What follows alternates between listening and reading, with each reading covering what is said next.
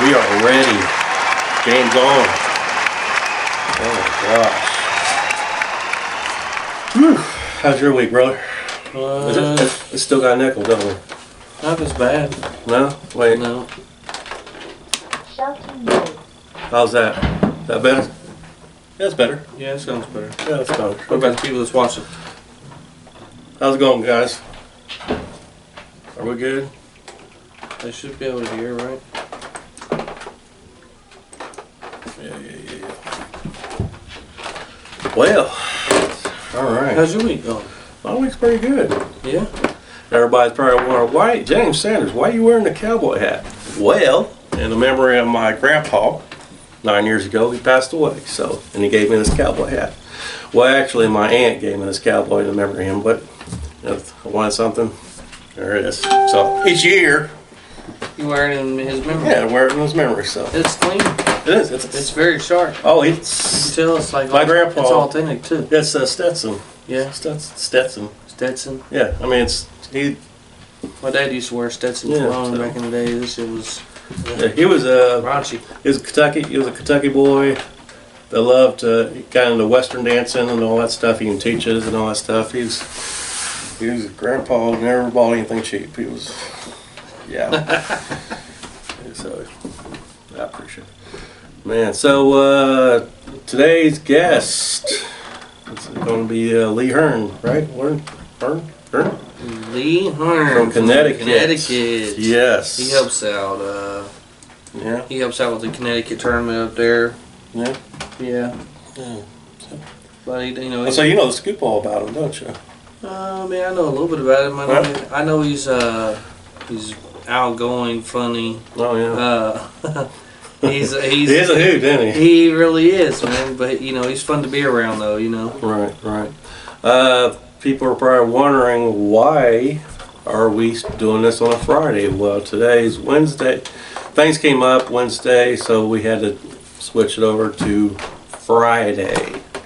Just kind of keep a podcast per week. Well, do you have anything, announcements or anything? Offhand? Shout out to Stanley Hendricks and Tim Robinson. Stanley won the March Madness. He had 6 spots. Fishing on the sheep farm. Heck. Tim came in second with 4. I think so. There was a tie between 4, like second and third. Yeah. Or really, there was a tie for second, but so it went to total weight. Oh, you probably need old boy's phone number, don't you? Yeah, maybe. So let me get you hooked up here real quick.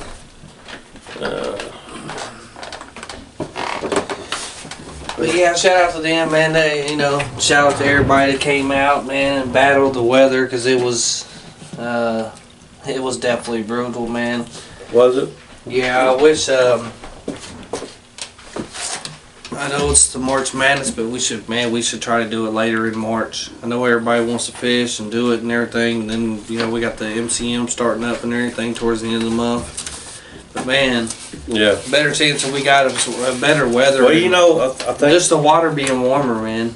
Yeah, I think everybody's they get all that cabin fever thing going on, and they want to get out there and all that money too. Yeah, I mean it's obviously it's a tournament, so it's going to be about the money, but right.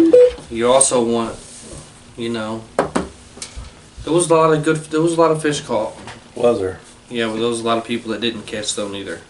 So was it like how many people end up being in it? 100. 100 people. So they just stopped it right at 100. Yep. Okay. Because with the water being down, yeah, as much as it has been, right. it's kind of, it made it a little bit harder. Okay. Gotcha. Because fish was probably in more towards deeper the water. So how's old Hubbard's looking? What do you mean? How's the lake looking? They're looking alright. I know they've been doing a lot of remodeling. the day of the tournament, the water did come up some. Well, did because the couple days before that we've been getting a lot of rain. Was it rain? Yeah, I can't remember. No, it didn't rain today. It was just windy as cold. No, it would have been warm if it wouldn't have been windy. Okay, gotcha. I had to win. You know, I got a really, really, really late draw. Yeah. So, Ooh, dog. So where's everybody watching from? that's why I was just asking. Oh, did you? Gotcha. No, you're good. Gotcha. So, well, if we don't got nothing on announcements or anything, anybody got any announcements out there they want to share real quick, and before we call Mr. Lee? I know for our lakes will be opening up pretty soon. Yeah. Yeah, Hubbard's, they're open on, pretty much at weather discretion. We're supposed to have a video shoot in this month. Yeah. Yeah. Where at? Supposed to be at Sullivan. Down south, I guess. But all right. Well, you want to go ahead and call Lee? Yeah, give me Yeah, give you the number. which one is it? That right there. Okay. Call Mr. Lee. What's up, Lee? Get Lee on the phone. Ooh, doggy. Tommy, put a hat on. That's little Isaiah though. Isaiah. It's cool. I'm gonna see his little ass. What's up, Jeffrey, Jim? Nah, he's a younger, newer. He's been fishing for a little while, but Yeah. he gets some nice fish though. Dwan, what's up, brother? For being the youngster. Yeah. Oh, my Peggy's watching. Cody, Tyler. What's up, Lee? Tyler goes, let's watch YouTube. Kicks pick up. Man, thanks, appreciate that, Tyler. Glastonbury, Connecticut. Evening, lads. How you doing? What up, Lee? How you doing, brother? Welcome to Carp Talk Podcast. Hello? Hello? Evening, lads. How you doing? Right? Yep, you. Nice one. Yeah, perfect, mate. Yeah, sweet. So how's things going up in Connecticut right now? Well, for me, it started really well this season. I've had 17 fish so far, so Yeah. pretty good. Pretty good. We've got a lot of flood water up here at the moment. The CT River is absolutely blowing out. Nice. You got that first 30 out the way though, didn't you? I did, mate. Yeah. It's always nice to get a March 30. I would have never dreamt of getting a 30 pound this early. Oh, wow. So I'm well chuffed for that, mate. Well chuffed. Wow. Man, that's pretty awesome, bro. So, what else has been going on with you, Lee? Not a lot. Big baiting campaign. I've done the same thing last year. Yeah. It wasn't so much to bring fish into the area. Uh-huh. It was more to break down weed. I had a lot of weed in front of me. Right. I basically wanted every fish to come in and just eat it and hopefully knock the weed system out, which they did last year and they are doing this year, which is great. Nice. That's what I'm talking about. Heck yeah. Never thought of it like that. Yeah. Come in and feed them, chum so much in that area that it don't allow the vegetation to grow. Oh, really? They're eating it all up in there. Yeah, they're eating it before it starts. Yeah, so, hey, that's awesome, really. It's a good plan. How long you been fishing, Lee? How long? Oh my God. Tell me about it. You remember when the Stegosaurus was around? Really? No. I don't. Yeah, that long. Probably 50 years nearly now. Yeah. Oh my God, how old are you? Old. Started fishing when I was about 7 years old. I started fishing. Nice. Got into carp by the time I was probably 13 or 14. Yeah. I'm 58 this year. Oh. I know I don't look it, but No, you really don't. You look pretty young for your age. It's all that fishing he does. Fishing keeps you young. Yeah, being out in the nature and all that, keep you young. I think it does, mate. I really do think it does. Be out in Less nature. stressful. Just breath of fresh air. Because at the end of the day, mate, if you catch a fish, it's a bonus. It's just nice to be out there, isn't it? I saw another thing that probably keeps your youth going on too is you seem to be a type of guy that's always joking around, always laughing all the time. You always got you got humor in you.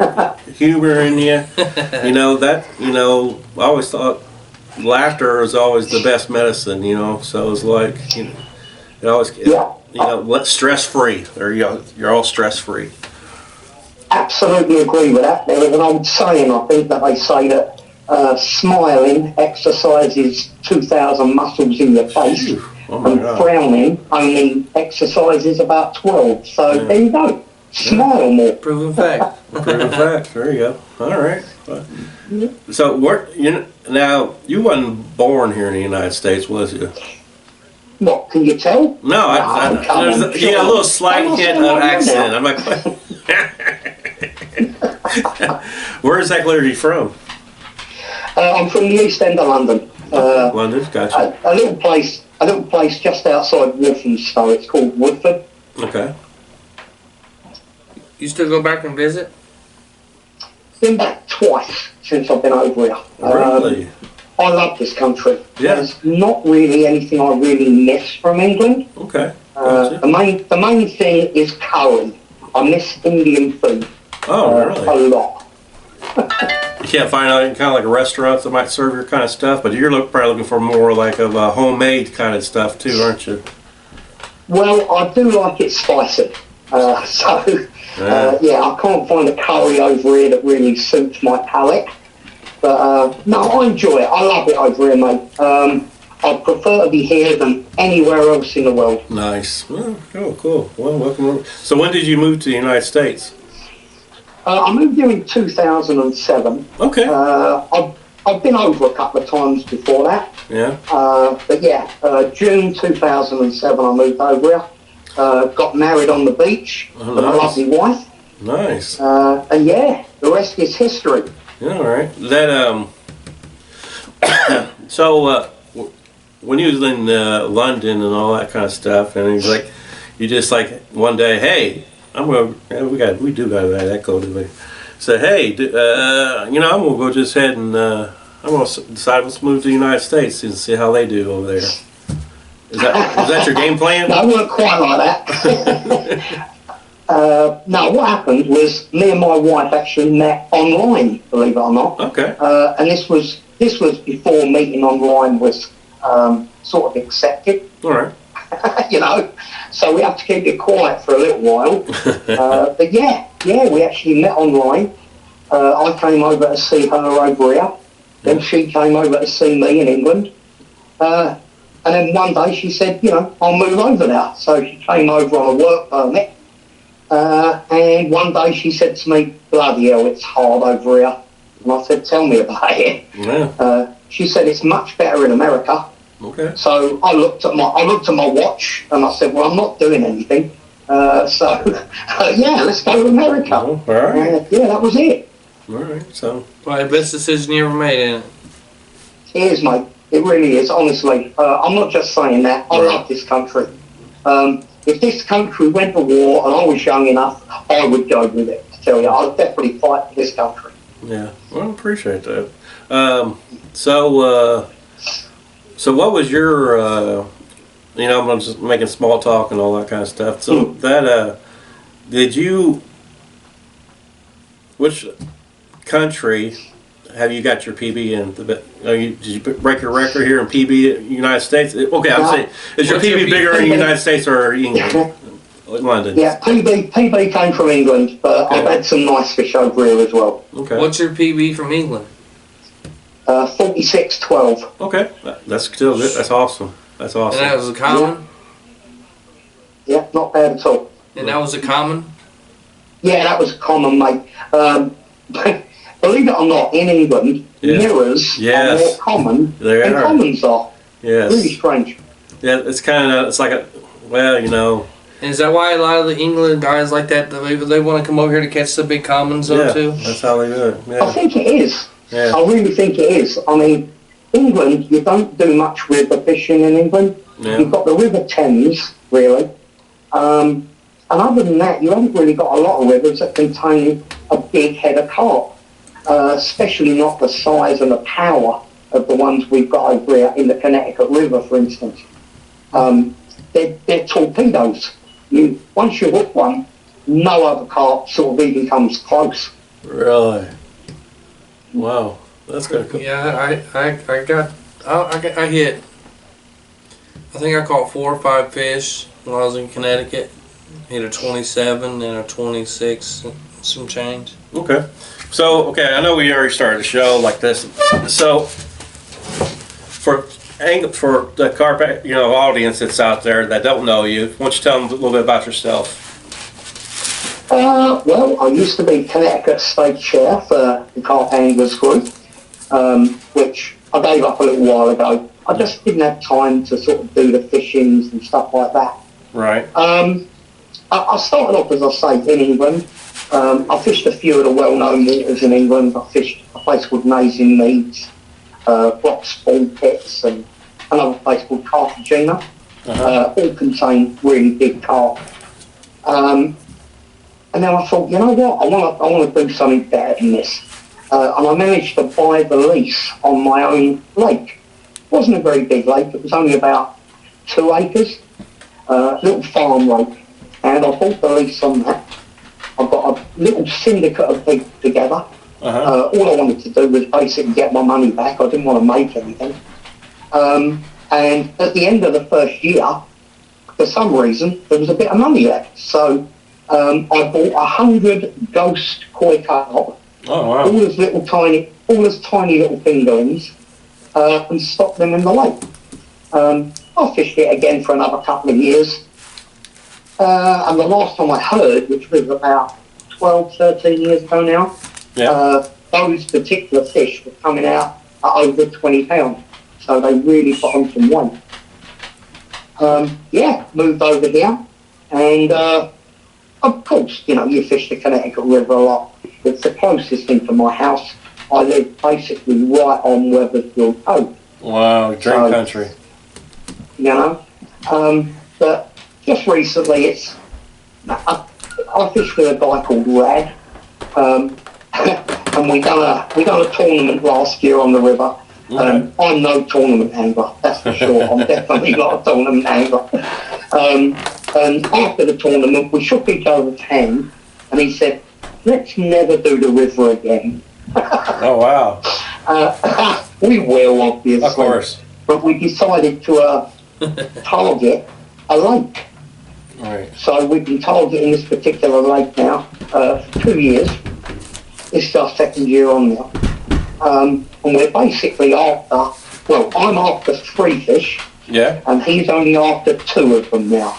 But he's actually caught one for target fish.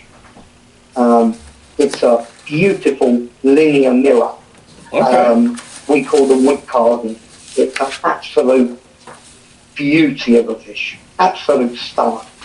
The other 2 we think, at the right time of year, one we think goes about 42 pounds, and we think the other goes about 46. So that's why we're there. Okay, gotcha. So when you moved from, Hang on, we got a question. Yeah, we got a question. We got a question. Question from the crowd. Let's see. How does he tie all them rigs with those sausage fingers? Wow, that is a good question. That is a good question. Yeah, I mean, I'm a butcher by trade, and butchers generally have very muscular fingers. My fingers are just, I'm looking at them now. They actually are you looking at them? A lot like sausages. I'm sure you know who that question came from. Yeah, that came from Sam Williams. Has to be another Englishman. Oh no, that was actually Raphael. Yeah, I thought it might be Rathal. Yeah. So when when you came from London, did you automatically just move to Connecticut, or did you? There was another state you? Okay, so you did. Okay, and you just straight to Connecticut. Yeah. Okay. So what's your PB in Connecticut? Ooh, I'll have to think about that one. I think it was probably 41, 42, something like that. Very close. Nice. Yeah. That's awesome. Really. What's the biggest you've seen come out of Connecticut? Well, I was very lucky last year to see the record come out. Really? Robert Giagro at the lake house. He called it. I was actually coming back from the grand opening of Carp Angler up in Long Island. Okay. And I got a phone call from Joe Harbour. And he said, the record's been called. Can you get the official scales? Well, I'm halfway between New York and Connecticut. So we done sort of a chain phone ring, if you like. Nice. And we managed to find the guy who had the official scales at the time, a gentleman called Steve Clow. He was actually at a dinner party, but I managed to persuade Kyle to meet Steve Clow at the dinner party and get the scales. And I was lucky enough to weigh the new Connecticut state record last year. Wow. And what is that? I want to say it's 40, I might be wrong on this, 45.3. Somebody might correct me on that one. 45.3. Wow. So you know how over like in the UK. Is he right, guys? I mean, people that's out there. I mean, is that exactly the correct weight? I'm not doubting you. It's, you know, you look like you was sort of. You been to Del Hollow? Have you been to Del Hollow? What, me? Yeah. Nah. I'll be honest. You already got the big ones up there. I would go to Dale Hollow, but I'm not really interested in staying in one spot. If I went there, I'd want to get a boat, and I'd want to go looking for the fish. Okay. I don't, it's a very, very big piece of water. Yeah, it is. And to sit on one bank for a week and hope the fish turn up. Nah, that's not the one for me, lads. To be honest. Yeah. Yeah.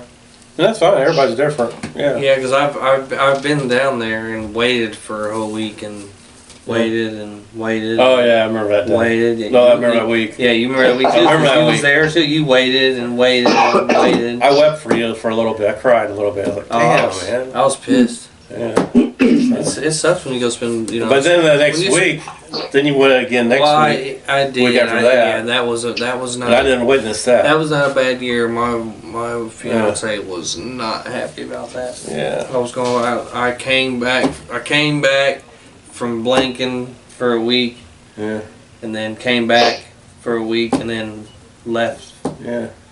Well, you have to redeem yourself. You know what I mean? Oh, yeah. It's every man's heart and soul. It's like the warrior way. You have to, redeem yourself. I did. I went down there. You had to tell your wife, fiance at the time. So fiance, I'm gonna say Amy, right? And it's like it's Amy. Yeah, this is the way it is. I'm sorry. I hit my PBs though. Yeah.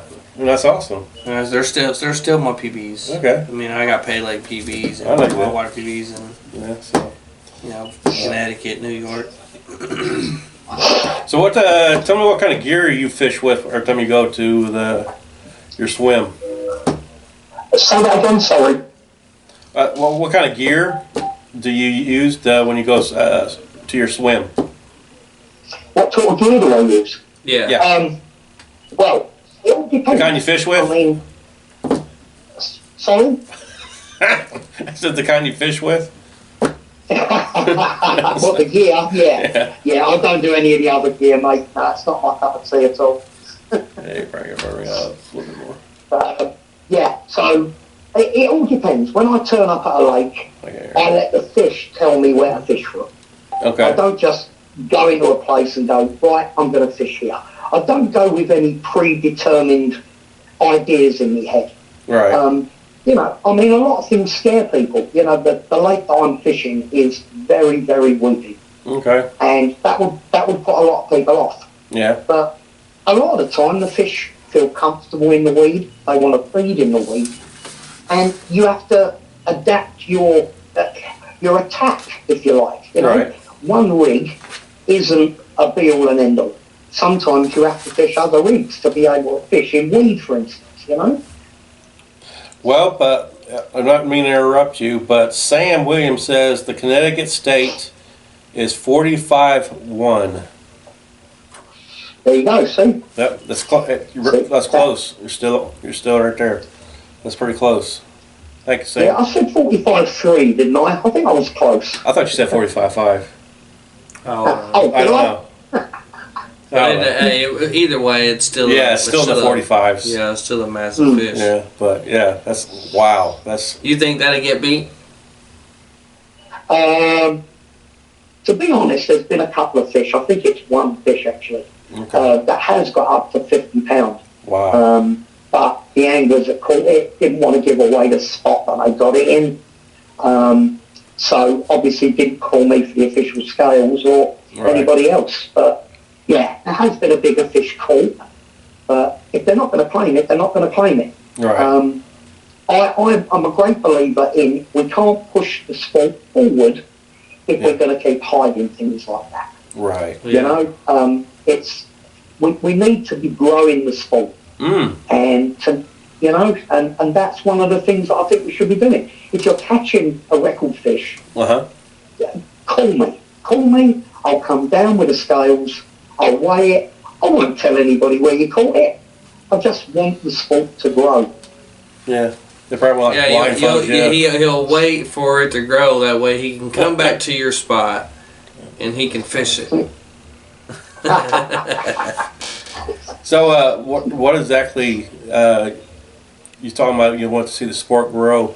What would you like to exactly see how the sport would grow? Well, I believe, I mean, as you know, lads, carp fishing is basically in its infancy over in this country. Right. I use the same word a lot, and people don't know I'm going to use this word. But we are all pioneers of carp fishing in this country. So we've got to be seen to be putting our best foot forward. Yeah, I believe that. I would love it to get as big as it is in England and in Europe. Man, wouldn't it? That'd be awesome, man. Wouldn't it? I mean, you know, you've had Ian Sorrell on the show, and he's told you how much carp fishing is worth in Europe. Yeah. And it's a lot of money. Yeah. And it wouldn't just benefit carp fishing over here. It would benefit all fishing. Yeah. You know, if we could get $7 billion into angling in this country, it would be phenomenal. You know, really, really good. Yeah. Yeah. I always thought, too, is get like a lot of these big name sponsors, like actually makes the kind of like Nash company. If you had like a Nash company here or quota here and all that kind of stuff, you know, like warehouses that sell stuff here. You know, I would like to see that kind of stuff. But they do. It's called carpangler.com. Oh yeah, absolutely. Yeah. So Raphael's doing definitely a great job. I was just about to say that actually. Yeah. That's we're still growing. You know, we've been around for a year. Yeah. But we're still growing. Still around. What's that? Still around though. Yeah. Oh, still around. Yeah, people said, you know, we won't be around in a year. Yeah. Well, we've gone from strength to strength. Yeah. We've got a good boss. Raffle's a great salesman. He really knows how to push a business. He's got some great reps behind him. It's just a great place to be. You know, he looks after us all, which is really, really nice of him. Right. And it's a pleasure to work with him. It really is. Yeah. And I'll tell you what we do, right? Just seeing as he's on the other end of the phone and he's watching this right now. So what we're going to do, we're do a sale, right? So everybody on here now, we're going to do a 10% off everything on the site, and we're going to do a little tip of the cap to you lads, and we're going to call it FF10. That's going to be your what I'm talking about. Right. Appreciate it. Nice. FF10, y'all better write it down and get to ordering. FF10. Yep. FF10, and we're going to run that until Sunday at midnight. I'm going to get in so much trouble for this. Rob yourself. You're fired. No.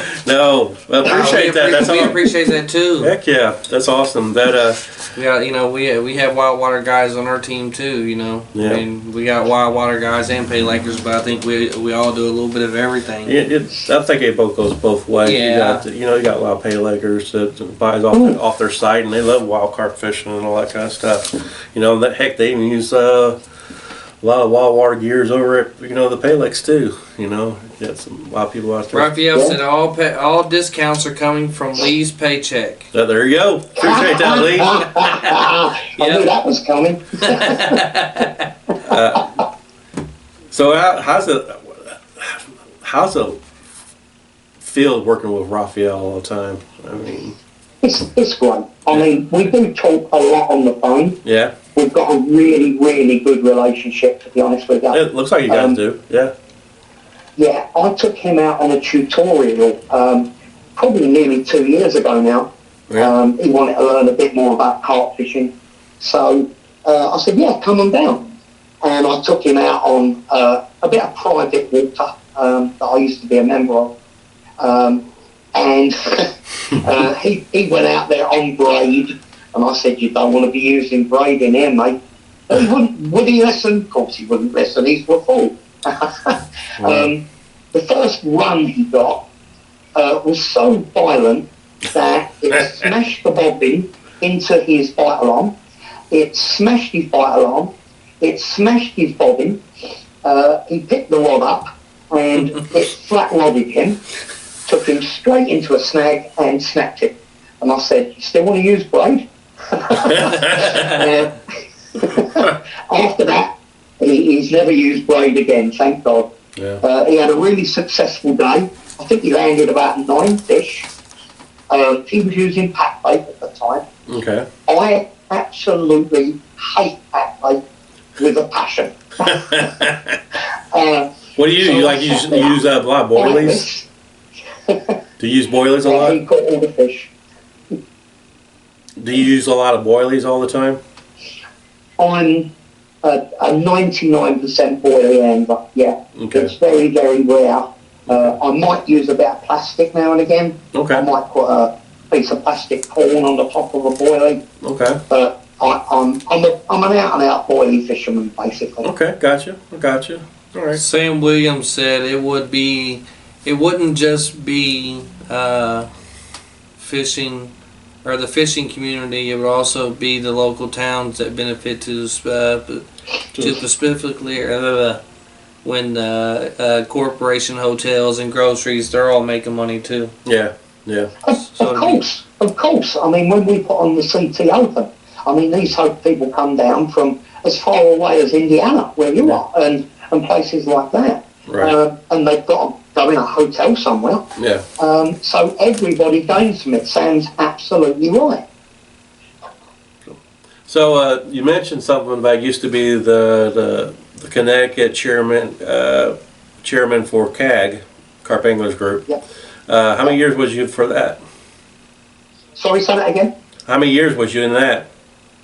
Well, I was in it twice. I've done it twice. Oh. I got out of carp fishing probably about 15 years ago. Okay. I thought, you know what? I thought I've done what I can do. Right. And I thought I got a little bit, I here and there. I wasn't really, I lost my interest as such. And I was out of it. But before then, I was head chair. I took up a very strange hobby. I took up metal detecting. Went looking for treasure. There's nothing wrong with that. I always thought it'd be kind of cool to do a lot of that magnet fishing a lot, Yeah. And what was your coolest find while you was or most expensive find, I guess, while you was metal detecting? Well, I found a few coins, but unfortunately the soil in Connecticut is extremely aggressive. So any coin you get out of the ground is normally pretty beat up. Yeah. I did find what they call a large cent. It was dated 1775. Oh wow.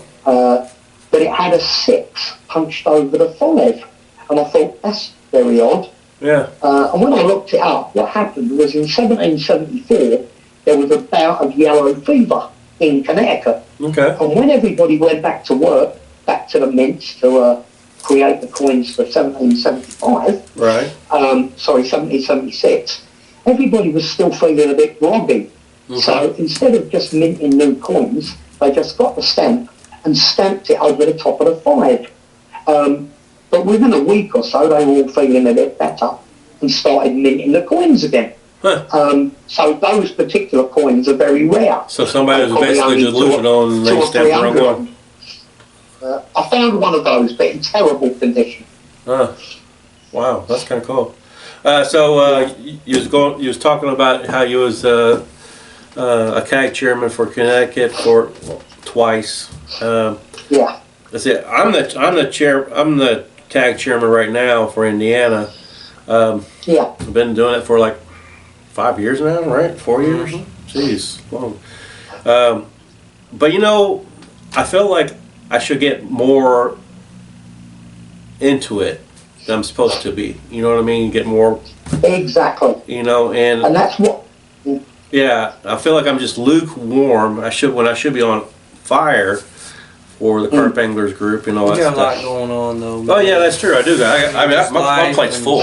I mean, but you know, I do try too. It's hard. It's hard to even. Yeah, and I really should be on fire. You know what I mean? Getting to these members. You are, man. You've been catching more fish. I have. That's right. And, he finally started using bottom feeder baits, you guys. After all these years of having bottom feeder baits, he finally started using his own product. Yeah. So you know. Amazing. It works. But yeah. But you know, Carp Anglers group, you know, they got a lot of great stuff in there. There's a lot of great tournaments. There is a lot of good contests.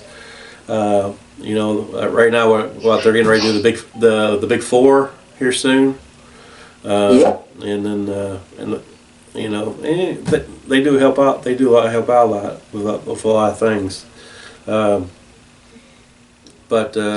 Yeah. Brandon C. said, Lee Horn, serious question.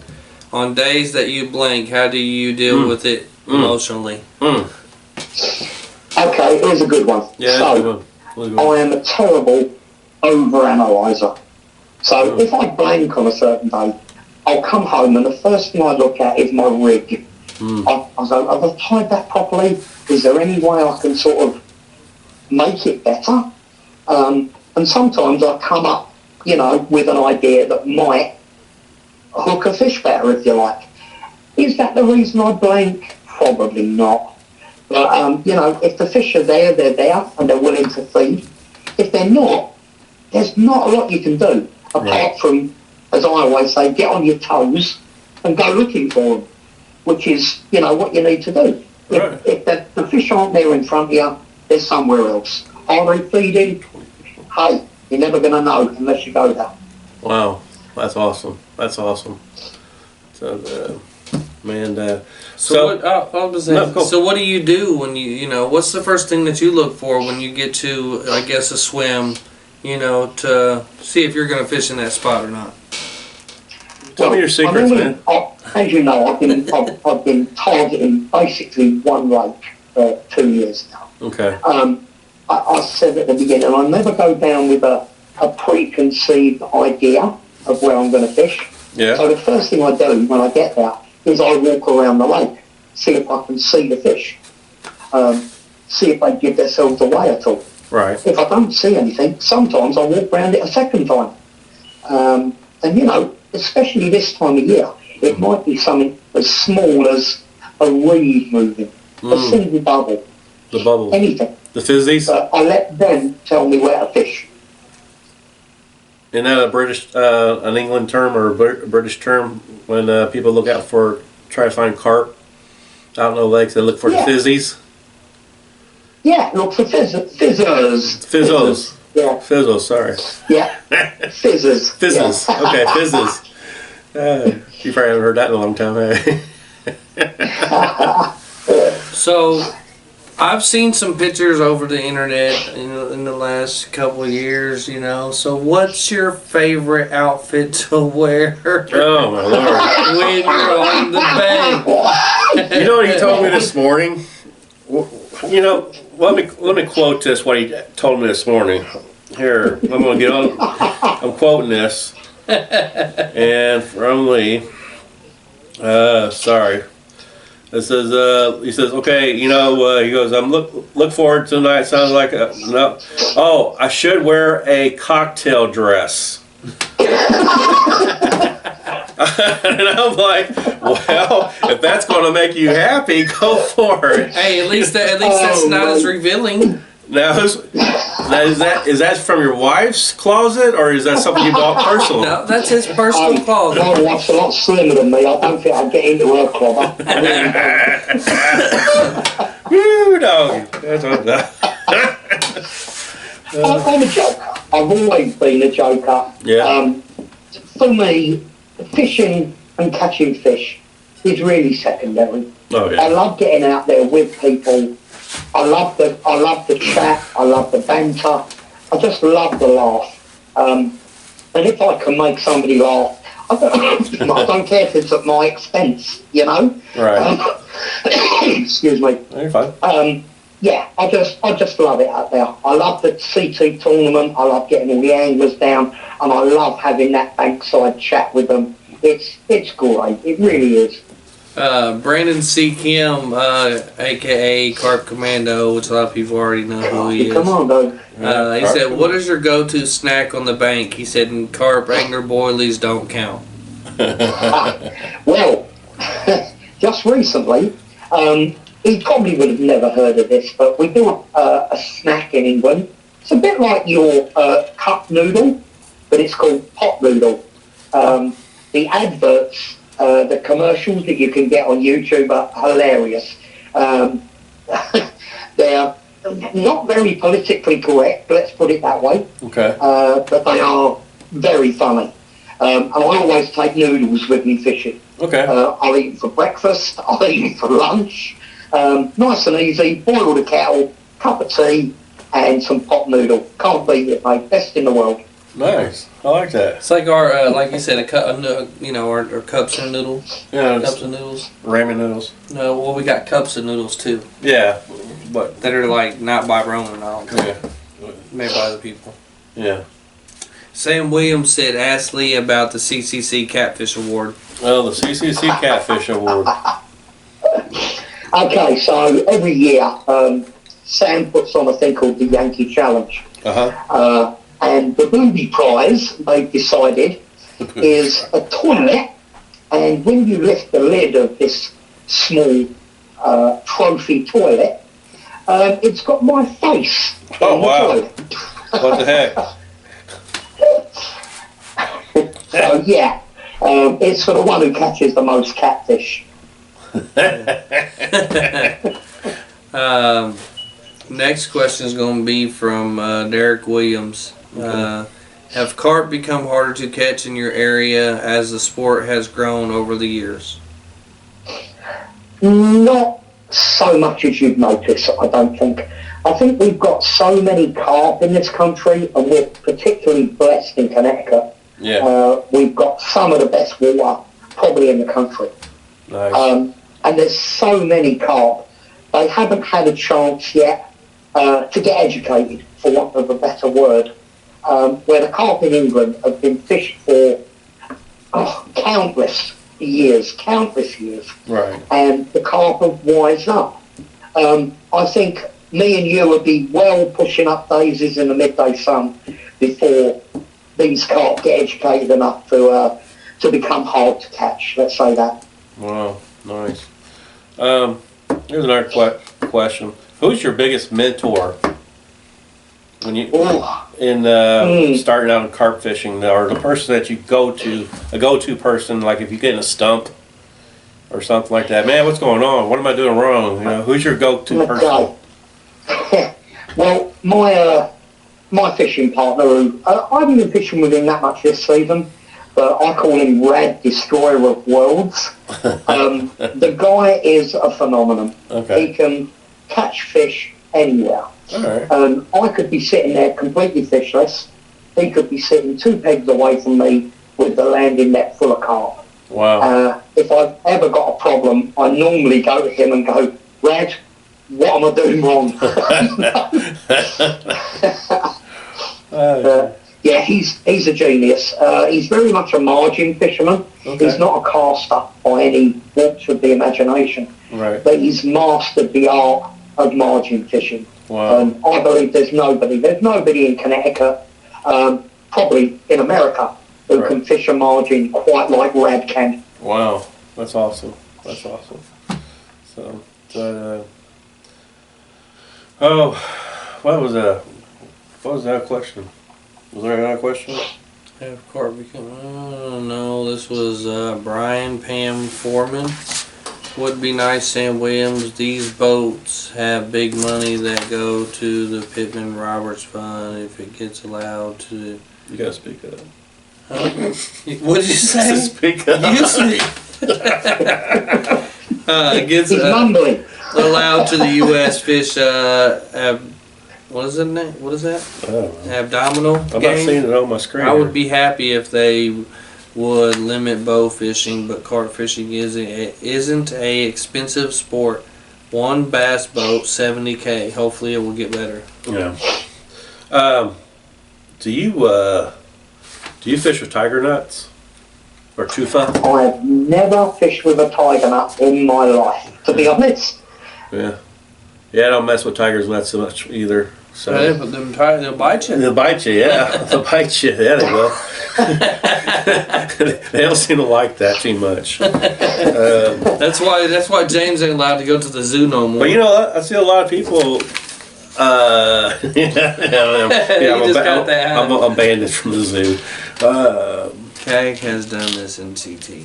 Yeah, but so what was the crazy experience did you ever have while fishing? I've had some funny experiences, but they're normally created by me. Okay. I'm normally the one causing the fun. The mischiefs. I mean, back in England, I mean, we had a guy who I was fishing with at the time.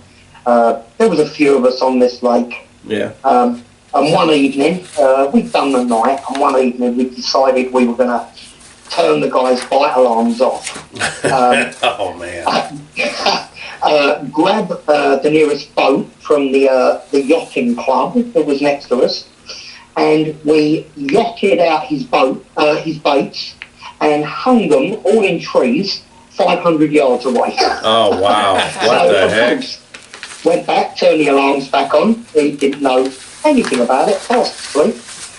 In the morning, of course, got up to wind his rods in to change his bait, and there he was, 500 yards away, stuck in trees. And I didn't cast that far. So Raphael said, tell us about the bear. the bear. Oh, the bear, yeah, that was quite a thing. Okay, so the lake we're fishing at the moment, me and Red, Yeah. it's got a bit of a bear problem, to the point where we were walking back from our peg one day to the car, Okay. and we came across 5 bears, all with cubs, right in the middle of the track we were walking up. Not a lot you can do with them because they're not scared of you at all. Right. But other times I've had one come right into my peg when I was fishing. I didn't notice it until it was probably 6 feet from me. Oh wow. When I stood up, it stood up. We stared at each other for a split second. Then it started walking towards me. At this point, my underpants changed colour very quickly. I ran down the bank and jumped into the lake. And I thought at that point, if I'm going to die, I want people to know how I died. So, of course, what do we do nowadays? Social media. I get my phone out and start videoing. And as an Englishman, we don't have anything in England that will bite you, might kill you, or anything like that. So my thought was, perhaps if I shout loudly, it'll go away. So there I was, standing in the lake, going, bah, bah, bah, bah, bah, bah, bah, bah, bah, bah, at it. It wandered off. It took a bag of Crustacea DT baits with it. Wow. But yeah, I was told later that it's no point in jumping in the water. They can swim faster than you as well. Wow. That's crazy. What about Sexy Lee Sticker? Sexy Lee Sticker? Have you seen the Sexy Lee sticker, lads? No. Wait a minute. It said ask about the. I think I have seen that. Sam Williams says ask about the Sexy Lee sticker that's for the CCC toilet prize. Raphael talked about that the first time he was on our podcast. Did he? Yeah, I'm pretty sure he did. He talked about that. He talked Well, about. I think if you'd seen it, lads, you'd probably be blind by now, and you know. Yeah. Well, I'm sure you got some.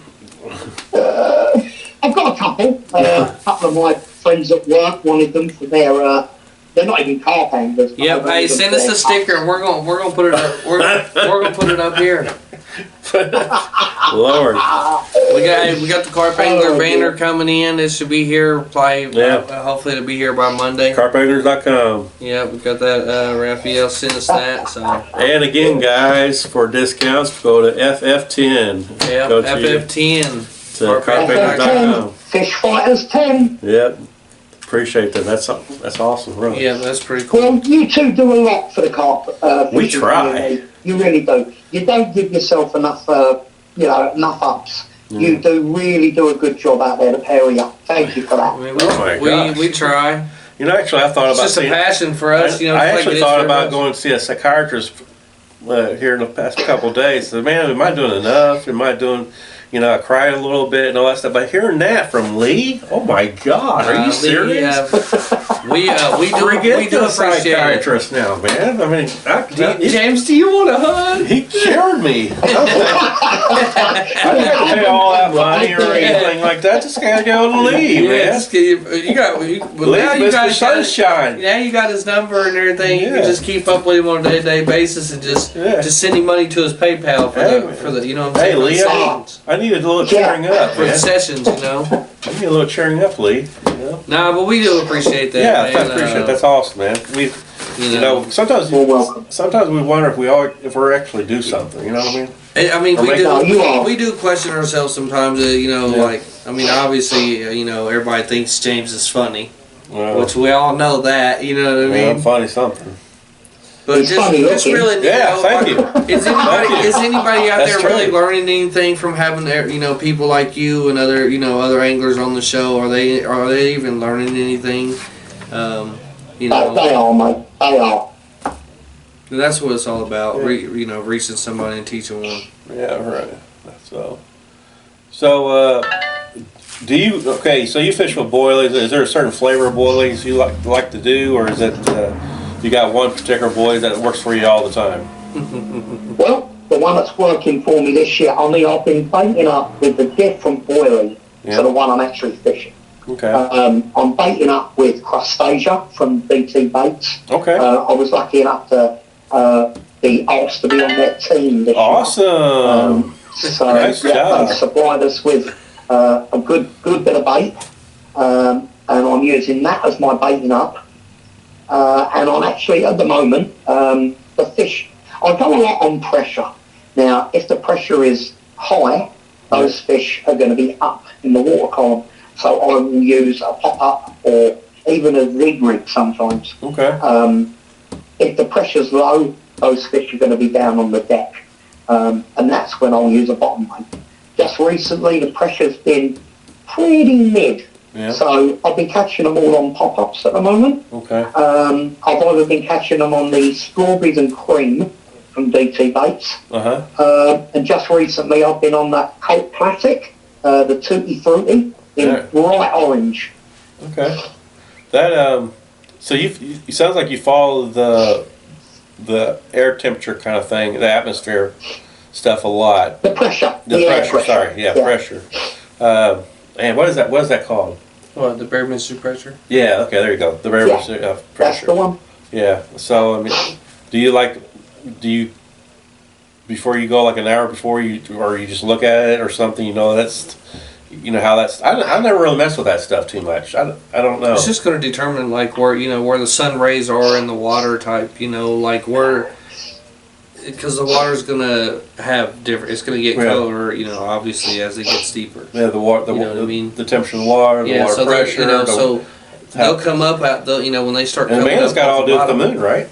I mean, I don't know. It's a lot bigger than me. I'm just human. Yeah, just well, we're Air pressure affects carp and fish in general. Anything with a swim bladder, air pressure will affect. Now, if the pressure is above 30, carp can feel it as pressure on their swim bladder. So what they do is they come up in the water column, or they find shallow areas, so that alleviates the pain or discomfort they're feeling. Anything under 30, I know it doesn't sound a lot, but like a little bit under 30, those fish, that pressure will go.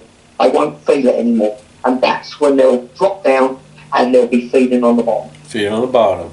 Gotcha. Chris from the barber shop said in McCordsville, he says, "Dang, James Sanders," he said, "my wife said that cowboy hat is hot. She just told me to put mine on." That's what I'm talking about. James is getting laid tonight. Chris, go get your cowboy hat and hop in that Trans Am of yours. And be like Smokey the Bandit. He's got a 79. It's clean as a whistle. 79 Trans Am.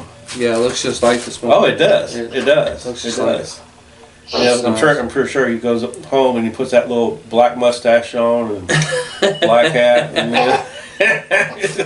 Raphael said he is actually a famous person. Ask him about the roots and direct ties to famous explorer.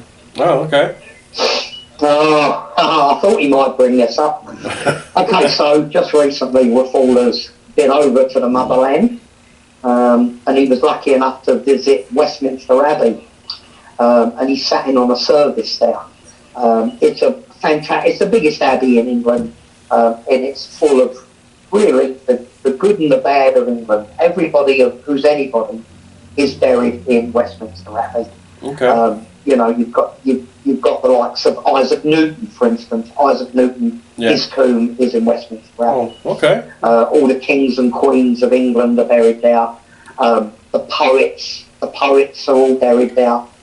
And a part of my ancestor is buried there as well. And I say a part of him because he was a great explorer. Oh, really? He found Hawaii. Really? Yeah. And unfortunately, when he got to Hawaii, they stuck him in a pot and cooked him and ate him. And parts of him are all over the world buried. Wow. I'm related to Captain Cook, the explorer. Yeah. Captain Cook. Wasn't Captain Cook more of a pirate? No, he wasn't a pirate. Well, some probably would say he was. Okay. Yeah, all Englishmen I have heard of Captain Cook. They were all pirates. Yeah. Man, I'm sorry to hear about your ancestor being cooked up like that. That's kind of crazy. Yeah, not a lot of people can say one of their ancestors was cooked. Wow. Yeah. Daniel Irish says, how many inches off the bottom is Lee fishing his pop-ups? Oh, okay. Okay, well at the moment, again, it's all down to air pressure and it's all down to the bottom you're fishing over. Okay. At the moment, I'll either use a Ronnie rig, which is probably about 1.5 to 2 inches off the bottom. Yeah. Or just recently, I've been using a rig called the Withy Pool rig. I know. I want you to tell us more about that after this. Absolutely. Well, it was actually invented by, I believe, a gentleman in England called Steve Renyard. Yeah. And he invented it for fishing a lake called Withy Pool. Okay. Which had some low-lying weed, and he was trying to work out how he could fish this, and he came up with the Withy Pool rig. It looks very ungainly. Yeah. It doesn't look like it's going to hook a fish. It looks awful, but it is unbelievable. Absolutely unbelievable.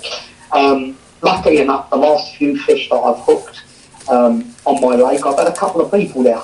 One was Joey Jakowitz, and the other one was the ex-CT carp record holder, Mike Kudak, along with another new guy from England called Gary. And they were there to witness how well this rig hooks fish. every fish was hooked 30 mil back in the mouth, dead in the centre, and they were amazed. They actually said these fish they're just nailed. There was no way these fish were getting away. Yeah. Wow. Raphael just dropped a link in the comments for you guys to go check out that rig that Lee made. Yeah, that's that rig. I just seen that you posted that thing about what it was like. I think it was maybe 2 weeks ago, I'm gonna have to say, and I'm like, wow, that is like a very, very lethal rig, just the whole setup. And what's the name of that rig again? It's called the Withy Paw Rig. Whitney Porwick. Okay. Withy. W-I-T-H-Y. Withy. Gotcha. It's like, and I'm like, I started looking at that, and that's like, I like that whole style, how that thing works, even how it pops up a little bit, and it's just got that, and it just seems like, to me, every single time, right there on the lip, each time, man, how that thing would just... And the bites are hilarious. Oh, I man. did tell somebody, I said, when the carp picks it up, it just literally doesn't know what to do with it. Yeah. And the bites aren't screaming runs. If you're looking for a screaming run, you're not going to get it off the Withy Paw Rig. Yeah. The carp picks it up and literally just loses its head. It goes up and down, up and down, up and down, forward, backwards, down, upwards, downwards. They just don't know how to deal with it. It's so peculiar. That's what I'm talking about. I like it when you talk sexy like that. That's awesome. Up and down. Sam Hayes. Sam Williams said sausage fingers in action. Talking about the video that Raphael just... Sam has seen my sausage fingers in action, let me tell you. Wow. What kind of, okay, here's that. What kind of advice would you give a carp angler that's just starting out in carp like fishing? an up and coming carp angler? Yeah. Just starting out. I think it's going. Yeah. Yeah, I think it's going to be the same as any good carp angler would say. Right. Go out there, find other carp anglers, and listen to them. Yeah. You don't have to take everything on board. Everybody's going to have different ideas.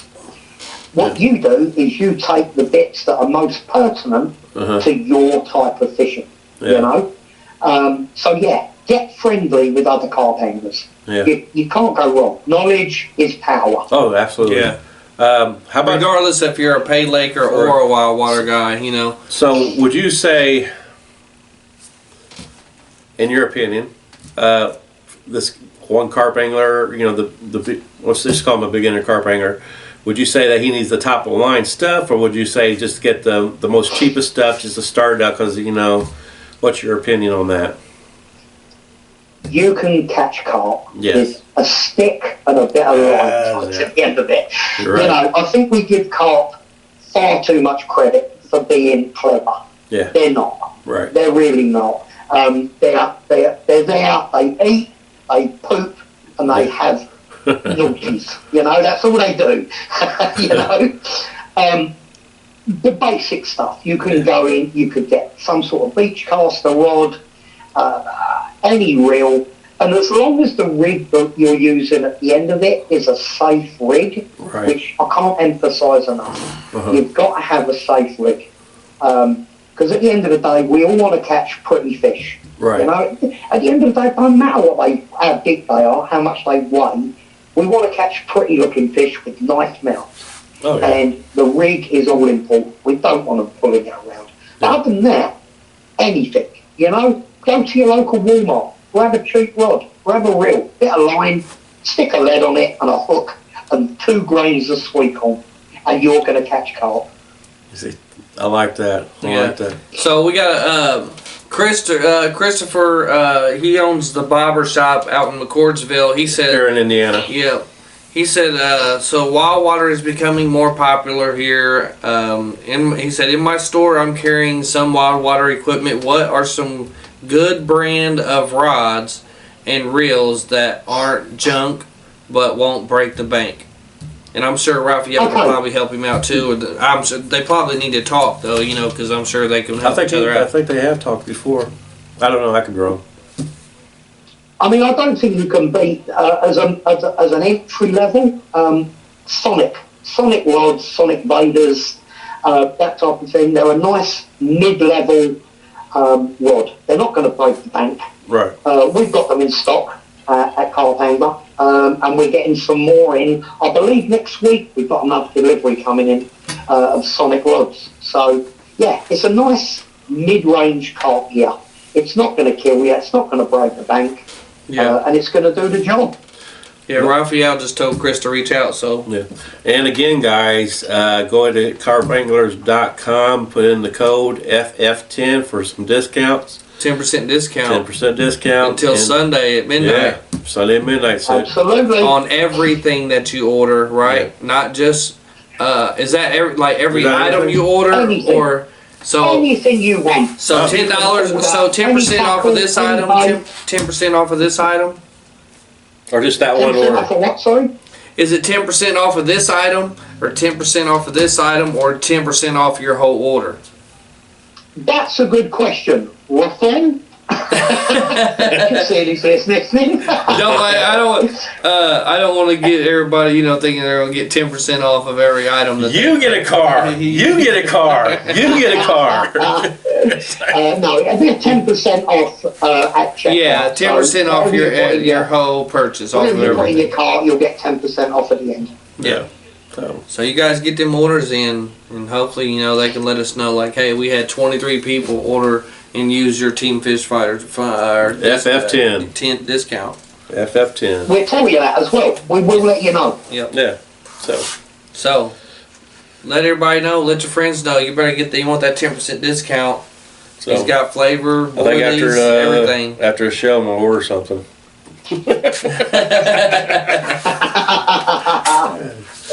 But oh wow. Okay, so man, I just had another question for you, and I think I just went deer in the headlight look in my brain. What is you don't mess with hair rigs, you don't mess with pack bait.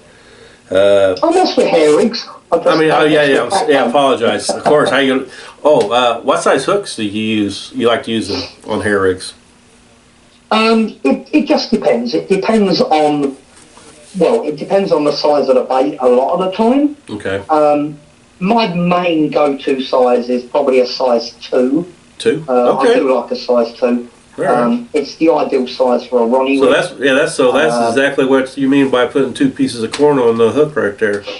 Kenny Mack said. Kenny Mack. He said, "I have a question." Yes, Mr. Buffy Mack. Mr. Buff. Uh, He said, "I have a question, Lee." He said, "If Raphael was a boilie, what would you name him?" I'd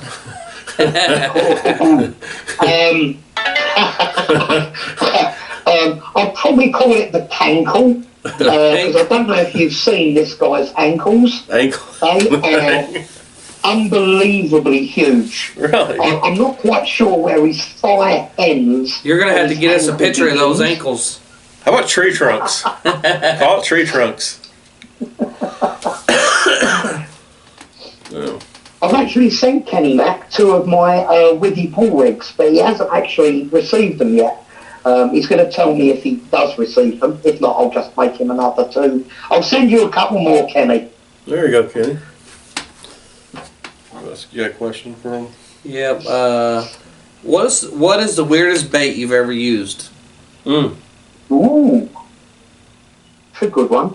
I think probably the weirdest bait I've ever used, it was in England. I was trying to catch anything, to be honest with you. I was walking up a very shallow stream, and my hook managed to hook a swan mussel that was on the bottom. And I got that in, and the shell was slightly open, so I pried it apart. And I put the insides of the swan mussel on the hook, cast out in front of me, and believe it or not, I didn't even know there was carp in there. A carp took it, and it was only a small one. It was about an 8-pound mirror carp. But to catch a carp on a bait that I'd literally just hooked. So yeah, probably a swan mussel. Yeah. Okay. Gary Bartlett said, "Can you ask Lee how many pot noodles he's eaten today, please?" Everybody thinks. Today, none. My mum sends me a care package every few months. The But you know what it's like, lads. You get food from the motherland, and it is sitting there staring at you. Oh yeah, And definitely. it's saying, It don't last long, does it? Get me, Lee. And before you know what's happened, I've eaten 4 pot noodles, 6 plum pies, 4 steak and kidney pies, and I go, where's all the food gone? Wow. So yeah, I'm sadly lacking in pot noodles at the moment. Cups of tea, I've probably drunk about 7 cups of tea a day. Nice. So when you go out to a venue or you know, when you go out fishing or something, do you like the fishing around a lot of debris, like logs or, you know, around riverbeds, or just like a lot of debris? Not so much. I mean, you don't get much debris on lakes. I mean, you do in the Connecticut River, obviously. You get a lot. River. Okay. We call them CT crocodiles, we call them, because you'll see them like big logs just floating down the river. Yeah. I do occasionally fish a snag. I do like fishing snags every now and again. Yeah. Like an overhanging tree or a tree that's fallen into the water. That's probably the only time I will ever use braid. Okay. I will fish it completely locked up with my rod pointing at the snag. Yeah. You might get one bleep. That's all you're going to get because you're completely locked up. Okay. But that on occasions I do fish snags. I love fishing close to weed beds. Yeah.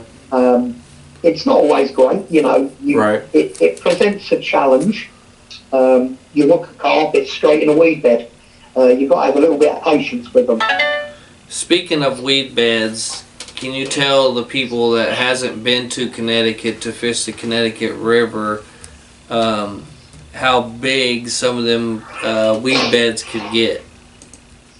Okay, so at certain times of the year, and sometimes it does actually fall on the same week as the Fishing Factory 3 CT Open. The weed beds that come down the river. Has anybody been to Rhode Island? Because they're about the size of Rhode Island. Really? They are enormous. I'm not kidding you. Wow. Wipe out your whole rods. They're very big. Wow, that's crazy. Yeah, they would definitely Yeah. definitely wipe out your rod. I'm talking about some of them the size of houses. So you basically would have to. Oh, you gonna have to reel them. If you're not there to catch it, you reel them in. What's that thing? What's that one weight that anglers use a lot to keep their line down? So they. It's called a back leg. Yeah, Yes, thank you. backlead. Thank you. And they That's use it. them, you know. When I went and fished down there, we should have been using them. Yeah. I didn't, Well, when we go to canals all the time, that's what we use. Well, that's what I'm saying though. I never knew anything about them. Yeah. And I was with Justin Keaton, and he And he didn't use it? we wasn't. Jess Keaton's like more of a wild. Man, I know. He's like, and he should, after the tournament was over, because we caught fish. We was only one fish away from coming in top, whatever it pays, top 4, I think, Yeah. or top 5, whatever. We had 3 fish. We had a 27, a 26, and a 23. when's the last time, Lee? When's the last time you fished in a tournament? It was the shootout actually. It's a little tournament that me and Kyle put on in May. Okay. And basically we invented this tournament so me and him could actually fish one of the tournaments. Oh, nice. And yeah, so it was May of last year. I did do the St. Lawrence last year, the Invitational. It was tough, as I say. I'm no tournament angler. I'm really not. Yeah, you was kind of saying that earlier. Yeah, I get bored very quickly. Gotcha. On these long tournaments, you'd probably find me hanging upside down in a tree somewhere. I was about to say, everybody that's probably watching right now probably knows, because like I said, that's where all them funny pictures come in with the thongs and all that. Lord. Wow, the visual that I'm picturing right now is like. Oh, well, I can only imagine. We probably ain't even heard the half what of the the stories heck? that he's probably got. Yeah. Just imagine if Raphael and Sam and all of them was, just telling him, all these stories that they probably got, just funny stories of them out fishing and having a good time. God. What did I do? In one little, it was a keg event actually. It was a little fishing I put together on the lake. And it was actually Red. He was fishing the other side of this big lake. And he was after a cup of tea. And I actually made him a cup of tea, put it in my bait boat, and steered my bait boat right across the lake and dropped him off a cup of tea. Oh, that's awesome. Would you rather, okay, of course you're not really into tournaments too much, would you rather host a tournament than being in a tournament? I'd 100% rather host it. Yeah, like being a weighmaster and all that stuff. And yeah, I mean, Kyle can tell you that I can't even explain how excited I get before the big tournament that we have on the CT. Yeah. I can't sleep. Literally a week before the tournament starts, all I think about is this tournament. I just love it. I love the camaraderie. I love meeting the anglers. The good and the bad of carp angling turn up there, which is brilliant. You know, I get so much joy going round and seeing other people catch fish. I honestly think I get more pleasure out of other people catching fish than me. I think that's awesome. Because you guys do run one, you know, you and Collins, man. You guys do run one hell of a tournament. Yeah. I mean, from start to finish, flawless, just no. Right. Yeah. And we have a lot of fun doing it. You know, that's why we do it. Every year we sit down and we go, shall we make this our last one? And he goes, well, let's do one more. Come. And I go, no, all right. So, Sam Williams said, what happens in Connecticut stays in Connecticut. Yeah, what happens in Connecticut? No, he said what happens in the. He said what happens in the bivvy stays in the bivvy. Whoa. Well, that's one of Fool's famous quotes. You know. Does your wife Kelly? Does she go out fishing with you a lot? She doesn't. I took her angling a couple of times in England when we lived over there together, and she really enjoyed it. I took her to a few places that had very, very small carp in it. You know, you're talking about ones that are no bigger than 6 inches long. I put her on a thing called a roach pole, which is a very long pole with just a line tied to the end of it. And she was catching so many of these little carp. It was raining, I was wet through, and I'm saying to her, can we go now? Can we go now? And she's like, no, I'm enjoying myself. And I'm like, please, can we go now? I didn't want to fish. But she had so much fun. But when we come over here, she's not a carp angler, that's for sure. Maybe she likes pan fishing a lot, you know, like crappies and bluegills or some of the bobber or something. That's probably going to be her thing. Because took her pan fishing, she would. My wife, she does like carp fishing, but she's more of a the bobber style. Yeah, the bobber same style. with Amy. You know, she likes carp fishing. She will carp fish. Yeah, she will carp fish. Amy will too, but she prefers. She prefers more action. Keep going. She wants to cast out, reel in, cast out, reel in, cast it. So it's like. Let's face it, lads. You can't beat watching a bobber or a float go under the water. It's there's a thrill to it, isn't it? Yeah, there is. I think that's why I like crappie fishing and stuff when I was younger so much. Absolutely. Me and my wife will, when we go fishing, a lot of times, you know, like bobber fishing, you know, or pan fishing, whatever you want to call it. You know, of course, you got the bobber on top of the leg and all that stuff. So I said, make sure you ring the dinner bell. So we move the line a little bit, so the bobber will just like bounce up a little bit. You know what I mean? And we call it ringing the dinner bell. And I don't know, She outfish you every time, don't she? Yeah, she does. Oh, you know, this is the crazy thing about Cia too. She'll go says she'll do a little prayer or even like a song right as we says, please James, please Lord, let me catch the fish first. Please Lord, let me catch the fish first. Yeah, so James takes his time and don't put the We do have a little bit of a competition. bait on the hook. Yeah. He leaves a bare hook. Yeah. Yeah, So she's, she catches I think we all do things like that, actually. I throw 5 cents in the lake every Right. time I go fishing, and I say I'm doing that because I'm buying myself a fish. mm-hmm.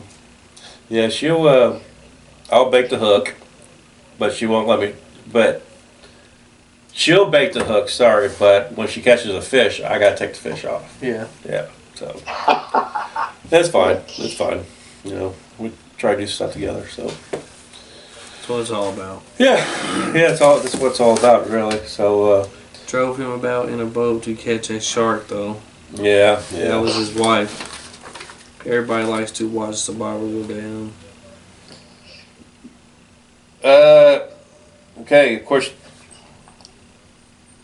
do you mess with bait boats a lot? Of course, you said something about that, didn't you? I wouldn't say I use them a lot. Yeah. I use them. I've been using it to drop bait off just recently because, as I said to you, I'm trying to clear an area. Right. So I've been using my bait boat in order to clear. You know, I've been putting the bait in there, driving it out and dropping it off on the spot. Normally I'd use a spod or a spom, but the peg that I'm fishing there's a lot of trees behind me, so it's not really easy to cast. So I use it a lot just to bait up. I know a lot of people use it to actually drop their baited line into a peg, you know, into a place where they want it, which is ideal. If you're fishing under an overhanging tree, you've got no chance of ever casting now. Yeah, or you're just trying to get distance. So a bait boat comes into its own. All right, Carp Anglers that's just out there, if they just show up into here, carpangler.com is having a 10% discount code FF10. Go ahead and carpanglers.com. Yep, get over there and get you an order in. Get you an order in. 10% off your whole order. Yeah, 10% off your order, but you got to put the code in FF10. So, also, man, see, you're in the headlight thing. Yeah, I had a good question. What did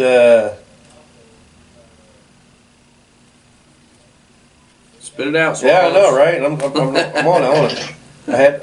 Do you think carp sees color? I don't know. I'm not a carp. Yeah. But I think they might do. Thinking about it, because when you think about it, what's the best bait ever created for carp? Sweet corn. You know, every fish that swims loves sweet corn. Yeah. So I do think yellow has a big pull to them. Yeah. Especially on the Connecticut River. I mean, a lot of corn goes into the Connecticut River. Right. So if you're fishing a yellow boilie, I do believe they associate that colour with something they enjoy, which in this case is sweet corn. Okay. Okay. How about this? Do you use PVA bags? I do. Last season on the lake that I'm fishing, when I first started fishing it, I had fish rolling all over where I was fishing, and I couldn't get a bite.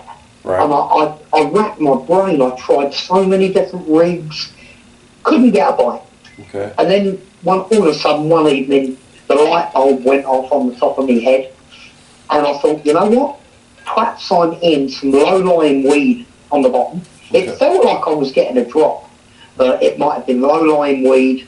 And I thought, what about I'd do some solid bags, PVA solid bags. So then obviously your lead is in that bag, all your rig is in that bag, and your baited hook is in that bag. Okay. So even if you land in weed, you're still going to be displaying. Once that bag has dissolved, your bait is going to be laying perfectly on the bottom. Right. So I thought, you know what, I'm going to do some PVAs. I did it and immediately started getting fish. So, you know, it was just one of those instances where I I sort of worked out the problem. It took me a few weeks, but I worked it out, and bang, it worked for me. So yeah, I love PVA. I think it's great. So what exactly do you all put in your PVA? I do a lot of crushed boilie inside a PVA bag. Okay. I don't necessarily fish the same boilie on the hair or on the rig that I'm using. Right. But yeah, I do tend to try and get a crushed boilie with a lot of smell in the water. Now with your hair rigs or whatever rig you like for, how long do you like the leader? Do you mean the actual hair itself or the leader? The leader itself. Do you like them short or do you like a little bit longer? From the method I fish feeder. with leaders nearly exclusively now. So my leaders are probably they're about 2.5 to 3 feet long. Okay. And that's basically to combat the weed. Oh. Okay. I could dig it. All right. Okay. What do you think attracts the carp the most? What do I think attracts carp the most? Well, big beds of bait obviously attract fish. Mm-hmm. To attract big fish, the little fish need to come in first. Gotcha. I believe in sound, for instance. Sound travels a long way underwater. Sound. So if you can give them something that crunches, they're going to hear it. They're going to hear it miles away. So even if the catfish are coming in and crunching down on something that's, quite loud, quite crunchy, the carp are going to pick up on that. And they will come to the catfish, if you like. That's What could you recommend? Well, for people that's watching, something that now, crunches. real quick, because I did hear about this before, the sound thing. This was like many years ago. But I heard it from more of a catfish point of view, where they actually was like, sometimes they'll take a paddle and smack it on top of the water a lot of times, on top of water, and for some odd reason, that's what attracted the catfish. So is that the kind of maybe the same type of method that you're thinking of for carp fishing? Exactly. I mean, but the fish are doing the work for you. Yeah. They're coming in and feeding on whatever you put down there, something crunchy, bird food, for instance. I know we boil it, Yeah. but I like to leave a little bit of crunch in the stuff that I boil. Even the maize that I use, if I can bite through it, that's good enough. Okay. But a little bit of crunch in it. Right. The carp will come in, the catfish will come in and eat it, and the carp will hear it, and they will come in as well. In England, for instance, some lakes, if you use a spom or a spod, it's like ringing the dinner bell. Carp have got so used to it, that noise hitting the water, and then there's food there. Okay. Of course, the carp get to recognise that noise, and they come in on it. Okay. So another question: when you so you boil corn, right? A lot of corn. Yeah. For chumming, maybe. Yeah. What is exactly the correct way, in your opinion, to boil your corn? Would you let the corn soak for like 24 hours before you cook, or do you just go ahead and just throw the hard kernel corn into the boiling pot? Maybe wait till it splits, or what's the texture to the corn? Well, how soft do you want the corn? My method is I do soak mine for 24 hours before I boil it. Okay. And then you really don't have to boil it as long as you would if you didn't do that.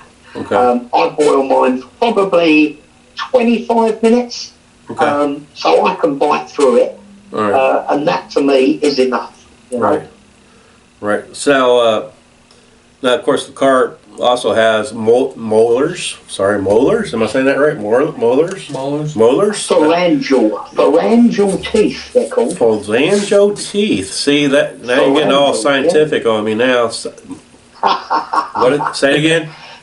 What is it again? Phalangeal teeth. I never heard of that term. I know. I never heard of that term. Phalangeal teeth. Phalangeal. Phalango. Okay, all right.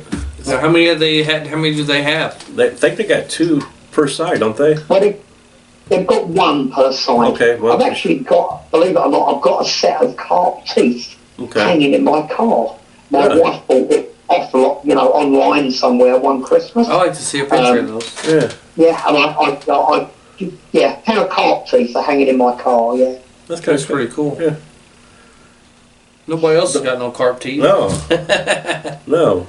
I got a shark tooth from a rear mirror, but not a carp tooth. But I think that'd be kind of cool as heck. Yeah. You just gotta find a dead carp somewhere, man. Like, yeah. you can't be just going and pulling carp's teeth out their mouths. No. Hey, we got one right here. Let's pull one. Geez. All right, so you like your corn, barely where you could kind of chew it through, a little bit. So that's cool. How many sponsors do you have? Oh. How many what, sorry? Sponsors? Sponsors? Well, I wouldn't call them sponsors exactly, but I mean, obviously Carp Angler is my main sponsor. Yeah. It is nice to be in this position where, I get heavy discounts on a lot of tackle. It's a dream job, tell you the truth. I mean, what you got is a dream job where, you're always around carp gear, you're doing stuff about carp fishing, and I mean, you can't get any better than that, Yeah, if it's right, his job pays your bills, and you're doing something that you love, you know what I mean? Yeah, I mean, they do say, what's that old saying? If you enjoy your job, you never work a day in your life. Yeah. Well, yeah, I enjoy this. Well, good. That's awesome. I like that. So obviously, DT Baits, who we do stock now at Carp Angler. Yeah. They've got me on board as part of their USA team, along with Ryan Santos and Todd Grubb. So yeah, we've got a little team of, if you like, American anglers fishing for an English team, which is great. Yeah, for the people out there that don't know, like what all goes into it, how long does it take for you to prepare for a venue or a tournament to get things ready for the event? Well, as I say, I'm no tournament angler, but where my lake is concerned, my season starts probably 1st of January, when I start to go down to the lake and start putting bait in. Because as I've told you, I like to clear an area and stop the weed from growing. So my season starts in January. I won't fish. I will just make myself go twice a week and put 50, 60, 70 kilos of bait in there. I've been there when the snow has been 6 inches on the ground, where most of the lake is frozen. My hands feel like they're going to fall off because it's so cold, but I force myself to bait up and then just get in my car and drive away from it. It's terribly hard. Right. You've got to have the right mindset. Yeah, you're just training to fish right now. You just gotta have that mindset that once you're doing this for a later date and hopefully possibly a bigger fish. Exactly. Do you use range cubes or cattle cubes? No, but actually, I haven't. But it was suggested to me just recently by Mike Hudak,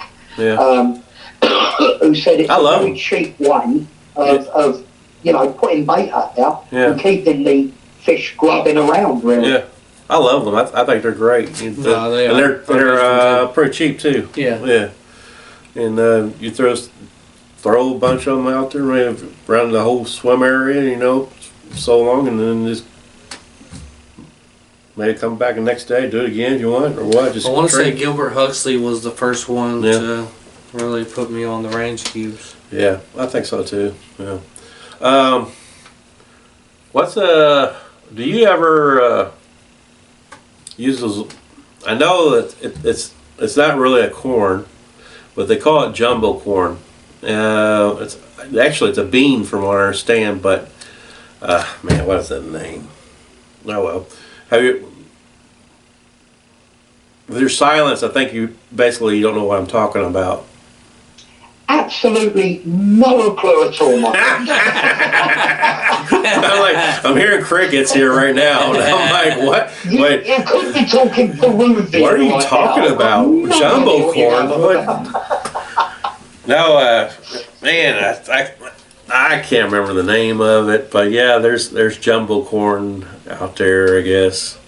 But it's not actually a real corn. It looks like the shape of a corn, but it's actually a bean, from what I understand. And yeah, it's pretty good size. I'll have to look into that. Yeah, but I'm pretty sure someone's going to tell me here in a minute what it is. You know, oh, you're talking about that, James. Oh, yeah. Well, yes, I am. But wow. So what is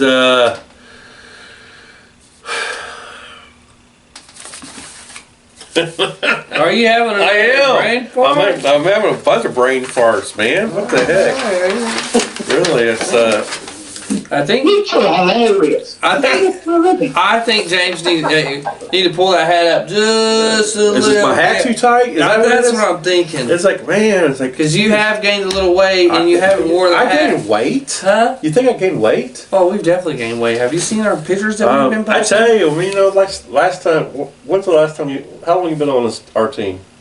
I like to say 6, 7. About 6, 7 years, something like that. We was a lot skinnier back then, for Oh, sure. yeah, we was. Man, I was like probably looking- moving around. We was probably moving around a lot faster too. I was looking at some of our old videos, like, oh my god, we're thin. Well, we're like a bunch of fat asses right now, just sitting in this chair. It's just because hey, They it's, call it the midlife. Yeah. hey, it's just winter weight. It's Yeah. just it's because it's just winter weight. We start fishing, we'll lose Yeah. it again. Yeah, you know, the bikini season's getting ready to show up here soon, so be right there. Oh, now I've got a picture in my head of you in a pair of Oh, speedos. there, Thank it's you not very pretty, is much it? for that. Hey, Thank you. James has been known to do some pretty crazy stuff too. It's that. He's ate worms on live. Yeah, you know. Didn't you? No, you didn't do a goldfish, did you? No, I haven't done a goldfish yet. Yet. Ooh. Yet. If we get so many subscribers, yeah, I'll do it. How many we got to get for that? I don't even know where we're We're at. at like 5,000. If we get 5,000 subscribers, And we're at like that's so. 30,000 something. You guys like hear that? You guys need to grab all your friends' phones and go there and start subscribing to the Team Fish Fighter YouTube channel, Whoa. so we can get James to eat a goldfish on live. A live goldfish too. So what? So are you gonna bite his head off, or are you just gonna swallow it? I'll crunch it. You'll crunch I'll it. crunch it. All right. I'll crunch that thing. All right. 5,000. Yeah. We're at 3. We're a little bit over. We're a little bit over 3,000 subscribers. The PETA Association might get after us for crunching the It goldfish's ain't no head. different than taking that goldfish out to the lake and catching catfish. We're catching a bigger fish. This is you're like a what 200 some pound fish. 250. Slow down there, catfish. You're 250. splashing. Do you what kind of flavors do you like to use a lot with your bait? I mean, is it more of a dipping? Because you don't use pack bait. I don't use pack bait, but I use a lot of additives. Okay. If I'm, corn, for instance, or maize, Okay. I've been putting the DNA liquid Okay. Gotcha. from DT Baits over the top of it. Right. Very, very, I wouldn't say it's fishing in flavour exactly, because there's no fish meal at all in it. It's mainly crustacean, Okay. Things like shells and stuff like that. Okay. But it, the slick that it sends off, because it is an oil, Yeah. is amazing. So that flavour just spreads across the lake. I do like a slick. If I can fish a slick, I love it. Thanks, Isaiah. Yeah, he's one of the best to ever do it, boy. Yeah. With the printing. Oh, I'm talking about little Isaiah Myers said like that hoodie, Tommy. I'm wearing the same one right now. So Shout I out got to my sponsor, Joe Lutz. Joe Lutz. One on Baits, Bubba's, Um, RW, Creekside. What is your biggest pet peeves as you go carp fishing with other people or other anglers? What gets on your nerves the most? The people I take fishing with me and I associate with are great people. Yeah. I can't find really any fault with them at all. Okay.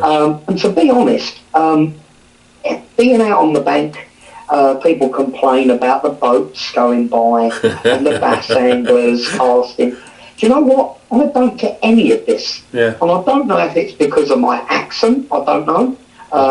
A lot of people find it, for some reason, it sounds aggressive.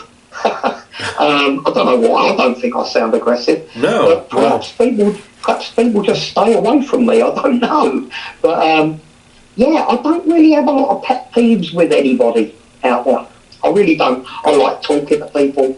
I love dog walkers coming up to me and asking me stuff. Right. I love all that stuff. It's great. Yeah. That I tell you a lot. To tell you the truth, I don't really have too much problems with boat. Boats that swims by. I swim too much or anything. Just depends on where you're at. I don't feel like, to me, I don't feel like the boats actually scare the carp or fish away, in my opinion. I could be wrong. I mean, I think they're used to it. They're used to it, mate. Yeah, I was going to say they're used to it. Yeah. Why do you think most of the time, like when a boat goes by, a lot of people get runs because it turns that bottom up? I think what I do think I don't like about boat people or something is like if they're going really, really slow and they know they're getting close to my lines and they're going to, maybe hit my lines, maybe that would. But I mean, that's got to be pretty doggone close to do something like that too. But no, they don't really bother me either. So I don't really have a problem with them or something like that. Unless they're in my line, then we have a problem. Then we got a problem. Like you see us over here, you think we're just standing here with our rods up in the air like that? Tell me how you feel, that? Tommy. Tell me how you feel. I mean, I will. Because Yeah. It kind of happened at the Connecticut tournament. Did it? Yeah. You had a problem? Did you talk to the Waymasters about their situation? I mean, no, because there's nothing that they can do about it. You know what I mean? It's the guys that's, Are you going to Connecticut this year? No. No. Nope. Come on, Tommy. What's wrong with you? Oh, trust me, I up. want to, man. I just went to Texas, and that was pretty much my, my able to go trip this year. Oh, that's it. No more now. Oh yeah, I mean I got video shoots and stuff, but as far as like being gone and out of state and not here with my wife and daughter, you know what I mean. Yeah. So The different. Gotta priorities. Yeah, that's. Of course. Yeah. What kind of test line do you use on your reels? Line? Well, I've been using the Catron line recently. Okay. The Krypton. Yeah. The one that glows in the dark. Okay. It's awesome stuff. Nice. I use it in 17 pound. I'm a great believer in 17. giving the fish a chance. Okay. You know? Yeah. It's meant to be us against them. Yeah. So I try and use the lightest line I can get away with. It's meant to be a challenge, isn't it, gentlemen? Yeah, actually, I agree with that. I think it's all got to do with the tints on your reels. Too. What's the tension on your reels? Well, I use quick drag reels. I haven't used bait runners in years. Really? I see. I'm still. Yeah. I'm still actually using my old school 3500 Shimano bait runners. Yeah. Yeah. Wow.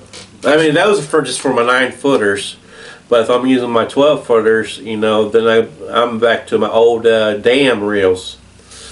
Remember dam? Really? Nothing wrong with dam reels, mate. Yeah. Dam are a great company. Yeah. Well, yeah. I still have my old dam reels. Damn reels. Oh damn! There's some old damn reels. That's the name of the reel. It's called Dam. Yeah, Dam reels.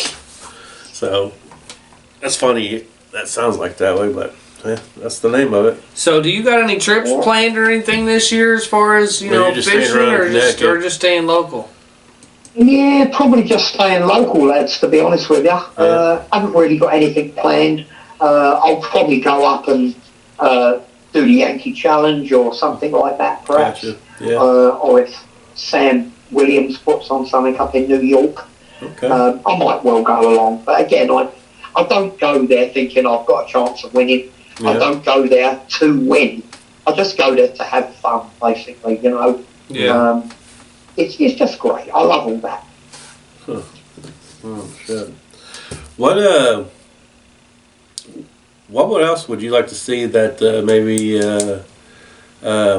would you like to see more of these the European type pay lakes here in the United It's a burning States? question I've asked. This is the elephant in the room, as they say, isn't it? Yeah. Well, we've got to start somewhere. Yeah. Now, I don't know a lot about pay laking. Right. All I've got to go on, what most of us, what you call wild water fishermen, Right. have got to go on, is what we see online. Right. We see carp that are in terrible condition. We see them thrown into like a plastic tube, Yeah. head first, thrown on the back of like a motorbike thing, and then whizzed off to a weigh station. Yeah. To us, that seems horrendous. Yeah, it's Now, kind of low. I'm not saying it is. Right. Each to their own. But if we can start small, if we can get the pay lakers to use unhooking nets, Yeah. and this type of thing, just to start, and then we can go on from there. Because at the end of the day, as I said before, we all want to catch nice looking fish. Yeah, I know definitely. there's money involved in pay laking. Yeah, there is. So the money obviously does play a big part. It does. There's no way around it. Uh-huh. But the money could still play a big part.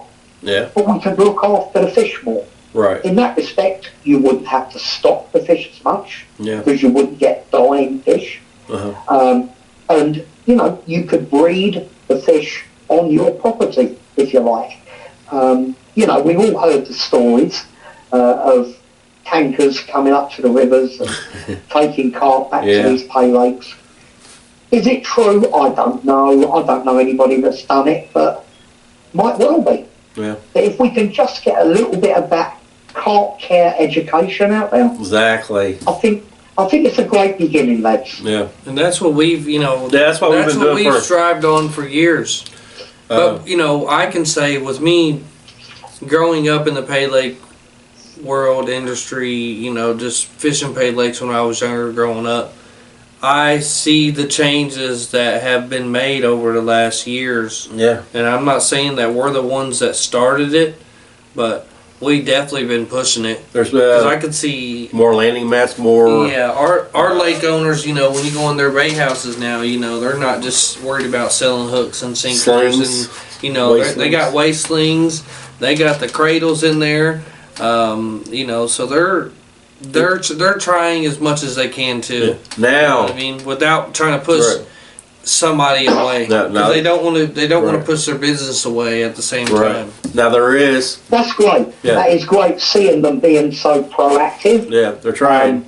We'd love to see some pictures online. Yeah. That would be great on social media. Seeing these pay lakers putting the fish on a nice unhooking mat or weighing it in a proper weigh sling. It would go a long way. It Let's really get would. some pictures out there of the carp anglers that are doing this on pay lakes. That is a good point. I'm glad you say it that way. Now there is on the Pay Lakes group pages. Like Hubbard's, you go to Hubbard's, they got they got a big tank right there. As soon as you come up, when don't get me wrong, there are different people out there. Some people's using slings, some people's using the totes, but the totes do have a pad in it. Yeah. I use a tote. It does have a pad in it. Yeah. So you've educated me. You've educated me already. I didn't even know there was a pad inside there's a pad in there like this, and it has holes drilled in it. That way, water does leak out of it. That way. But anyways, back to the Hubbard's thing. They have the weigh station right. Obviously, they got the scales. They got a tank right there. You come up, you put your fish in the water. It sits in the water. It gets itself, but lungs filled back up. Whatever. Blah blah. It's also got that mineral salt. Yeah, and they put salt in there too.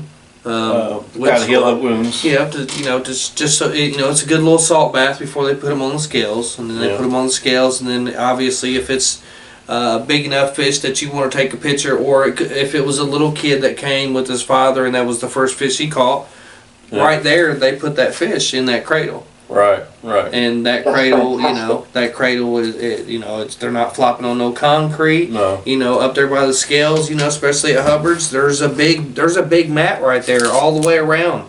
And Pretty Joe much. Lutz's lake's that way too. Yeah. Well, I'm saying at Hubs at the scales, there's like a big black mat all the way around like that. So Okay. even if that fish is being set down, it is, Right. it's still protected. Now, should pay lakes, it's wet. Could we have more improvement in some pay lakes? Absolutely. Yeah, there should be more improvement there. There is, but they got to be smart about Right. what they do, though. Like Yeah. I said, they'll push business away, and you don't want to Right. push business away because that's their livelihood. Yeah, now there's, They're very invested in their. but there is some diehards, carp care. Oh yeah. Yeah, that a lot of people, and but I do like Lee's idea. Even post the pictures. Hey, look. This is my fish. This is I'm using a landing mat. landing mat. This is what carp care is. This Yeah. is what This keeps is what the we fish need healthy. to see. It Yeah. really is, lads. And that's probably that's a good point, and it probably makes wild water anglers think a little bit more, a little bit better. You know what I mean?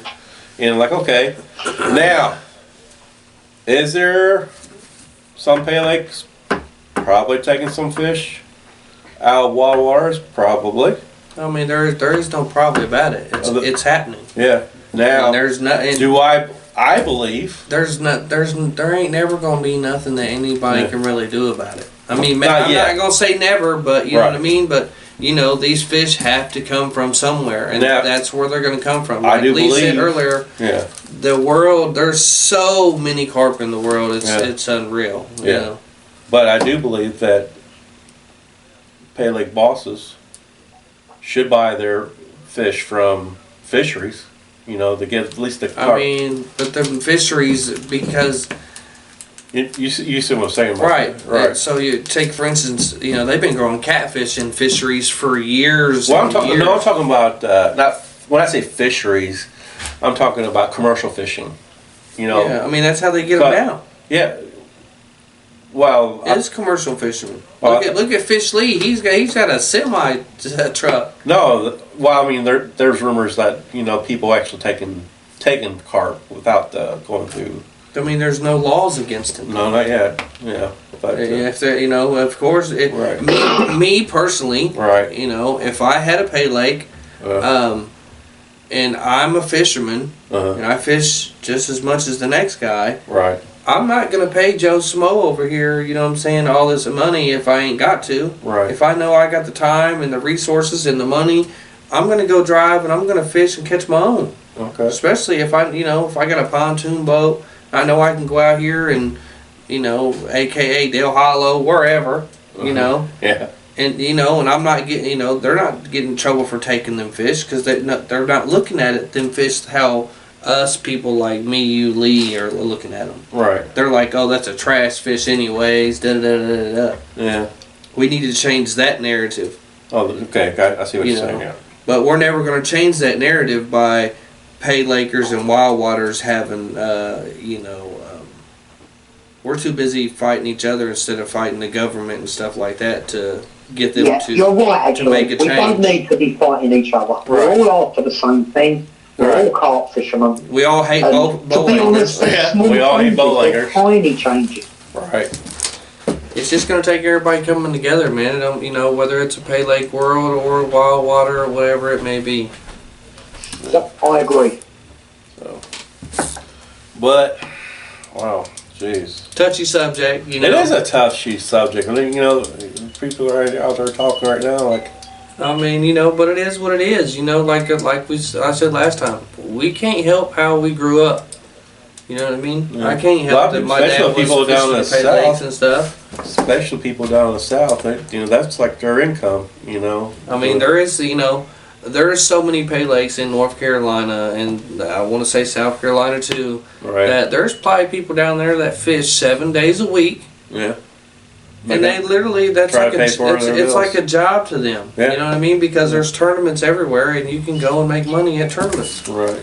Gotcha. I'm not saying you can pay your bills and live off of it, but Yeah. some of them, like the first time I went to North Carolina, I thought it was going to be a bunch of young guys like me, you know. Yeah. And it was not. It was the total opposite. Oh, you was old school. Oh, I was a youngster. Oh, you was a youngster, gotcha. Yeah, it was a lot of older gentlemen that had been doing this twice as long as I They had. probably just laughed a little bit when they seen Well, you. it's a way of it's a way of life for them down there. Oh, okay. To me, They're friendlier. You think they're yeah, more they're friendly? very friendly. To me, here it's just a hobby to go do. You know Yeah. what I mean? There, it's really a way of life. If Yeah. if their daddy was a hunter, Yeah. you know, or my father was a hunter, my father wants me to be a hunter. You know what I mean? Gotcha. There, if their great granddad was a carp fisherman and their dad was a carp fisherman, what do you think Junior wants to be? He wants to be a carp Bass fisherman. angler? No. No.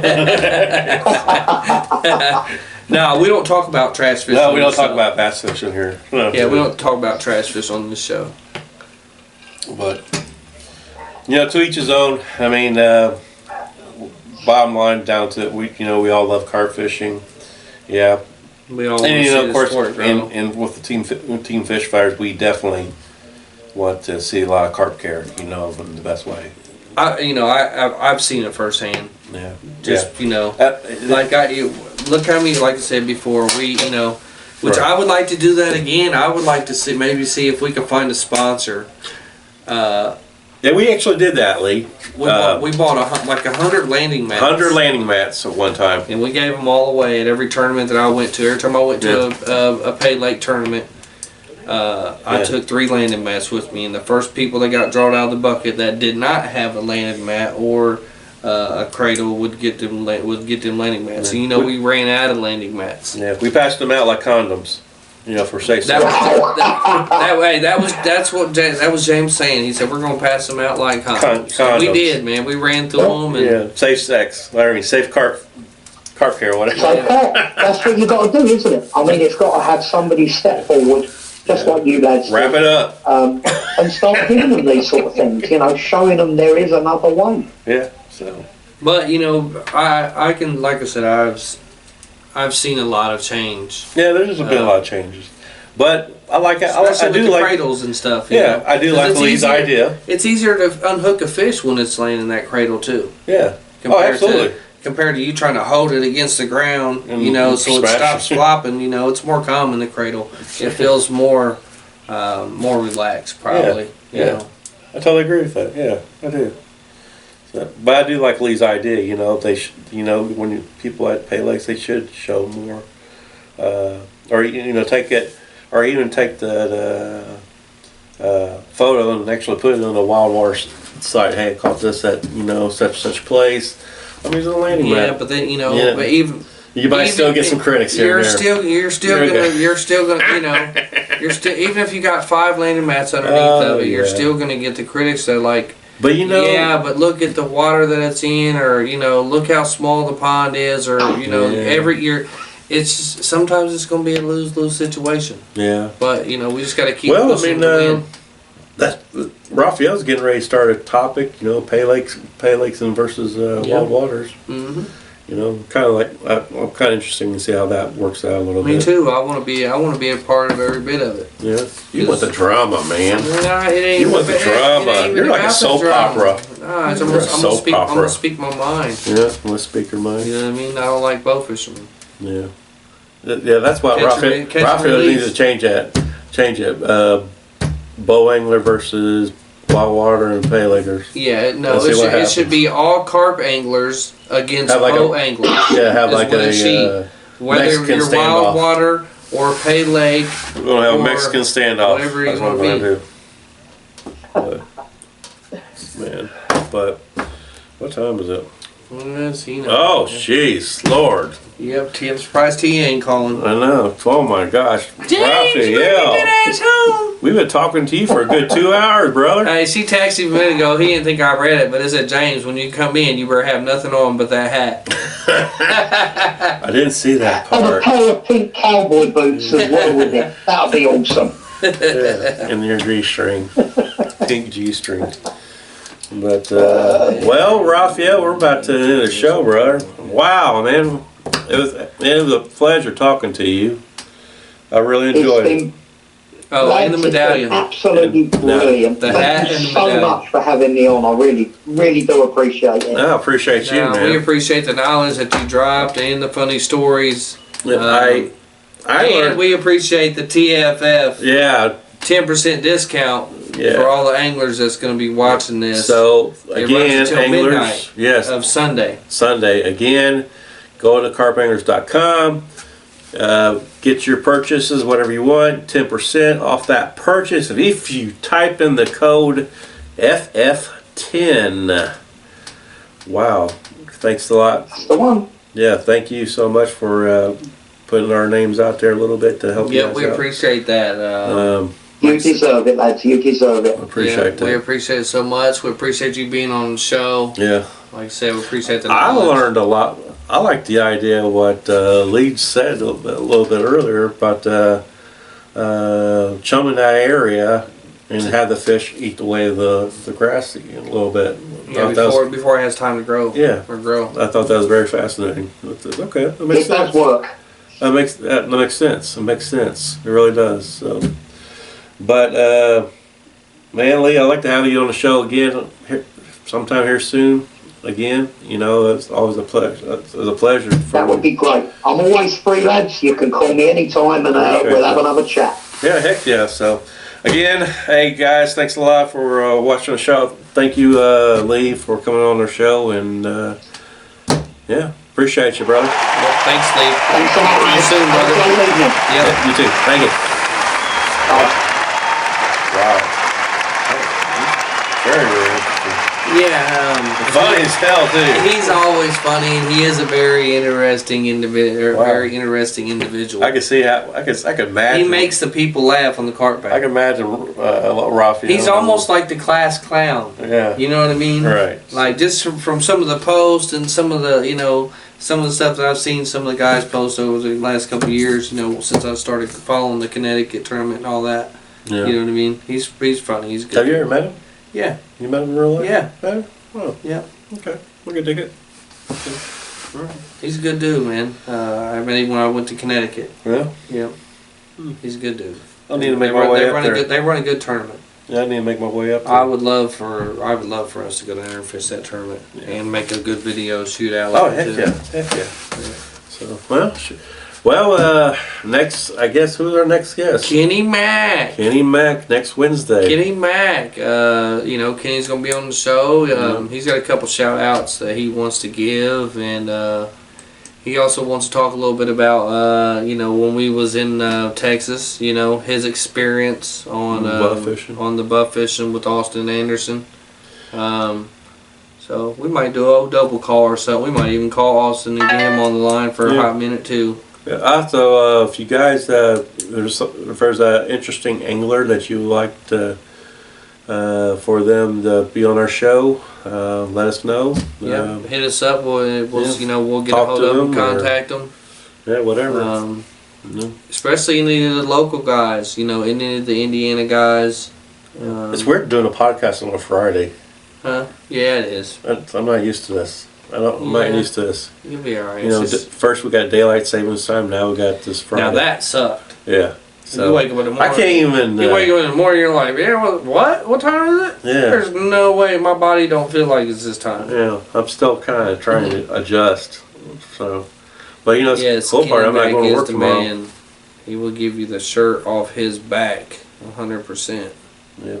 What's up, Ricky? Ricky's down with his back. Ricky's down with his back. Yeah. We need all prayers out to Ricky right now, man. Let's go ahead. Let's do a little trust fund for Ricky. Let's do it like a GoFundMe for Ricky. He's out of commission and can't Yeah. fish. Yeah, he's got kids to feed. He actually took a picture of of himself laying down on the job earlier. Yeah, it wasn't pretty. No. He's like, wow, He lazy. But he said, he was like, man, that's the only way Lazy. I can get it to feel good. Lazy. Well, He'll get back to it. He'll be on we're gonna start having some of the fellas come in. Yeah. He said new back fund. Yeah, new back fund. Wow. Yeah, we're gonna start having the little pop ups here and there, man, with Ricky and Dewan. I think Brian wanted to stop by. Yeah. Dwan, Dwan's like, I talked to Dwan. He's talking about, He said, "When do you want to have me on the show?" I said, He "Well, just went out and did a session though he did a Rod session Ripple. this week, didn't he? yeah, Caught a couple. yeah." I bet it is. That's what it is. The last time you guys went fishing, you caught like what 8 or 9 fish, and James didn't hit none. Man, He said his back still hurts from carrying James. that was a sad. That's a sad situation. What happened? I allowed that to happen, and now I kind of regret it. I shouldn't let Ricky beat me like that. But I was so sorry for him. Yeah. I was so sorry for him. Like, you catch him on these carp, I was like, man. But to see the smile on that little guy's face, you know what I mean? You're like, wow, man, you go, you little special Ricky, you go, boy, you go. Man, I was like, man, it's just that little glare in his eyes. He was like, man, see what I caught? Like, yes, you did. Yes, you did, Ricky. You go, Ricky. You go, Ricky. You said, yes, you did do it, Ricky. Yes, you did. Another thing too, man, we want to shout out everybody, man, that Comes to our show. that comes on our show. Yeah. Everybody that helps us out with whatever it may Yeah. be, whether it's a donation Yeah. or a shout out, a share. Yeah. We appreciate it. Shout out to carpangler.com. We Yes. appreciate you, Raphael. We'll have that banner up next week. Yep, and Shout out to all the bait shops, Naptown Bait and Tackle, Adams Outdoors, Right. the Bobber Shop. We appreciate all you guys. Always practice good carp care. Please. Landing mats, cradles, whatever. Yep, and don't forget Yep. carpangler.com. Carpangler.com. FF10. Yep, go make Get your your 10% purchase discount. till Sunday Yep, at till midnight. Sunday, midnight. And FF10. FF10. Yep. Heck James yeah. be going to putting his order I'm in putting tonight. my order in. But we appreciate you guys. Yeah. It might have been what he said when he came home with his medallion. Oh, man. That was like... Tia said, I thought it was 2. Man, where is it? Oh. I gotta bring my medallion. Oh, okay. So you told Tia you caught 2 fish. Oh, look at him. Look, she said, she said maybe. I wouldn't be a great fisherman if I don't lie. Okay, to be a great angler, you have to lie. Okay, so Yeah, there man, you damn go. time I caught 2. Ricky killed it. He caught I like felt 10. bad for Ricky, man. I felt so bad for him. And poor Jeremy. Jeremy, he was the best net man we ever had. I see you got a new nickname in the group called OG Netman. OG net man. Yes, sir. But again, guys. That's how he got the medallion. Oh, he took a picture with somebody else's fish. Cat's out the bag. No. But anyway, I do want to thank you guys for watching our show. Stay tuned next Wednesday. Again, go to carpanglers.com, make your purchase. Yep. Put in the code FF10. And 10% discount off Yes, the whole sir. order. man, that's a heck of a deal. Yep. We appreciate you, Raphael, man, Damn good show. for giving back. Yes, thank you, I Raphael. appreciate you involving us Yes. in being able to help and give back to the Carp And Anglers. again, thank you, Lee. Appreciate you, brother. Yeah, appreciate you being on the show. And, Later. see y'all later.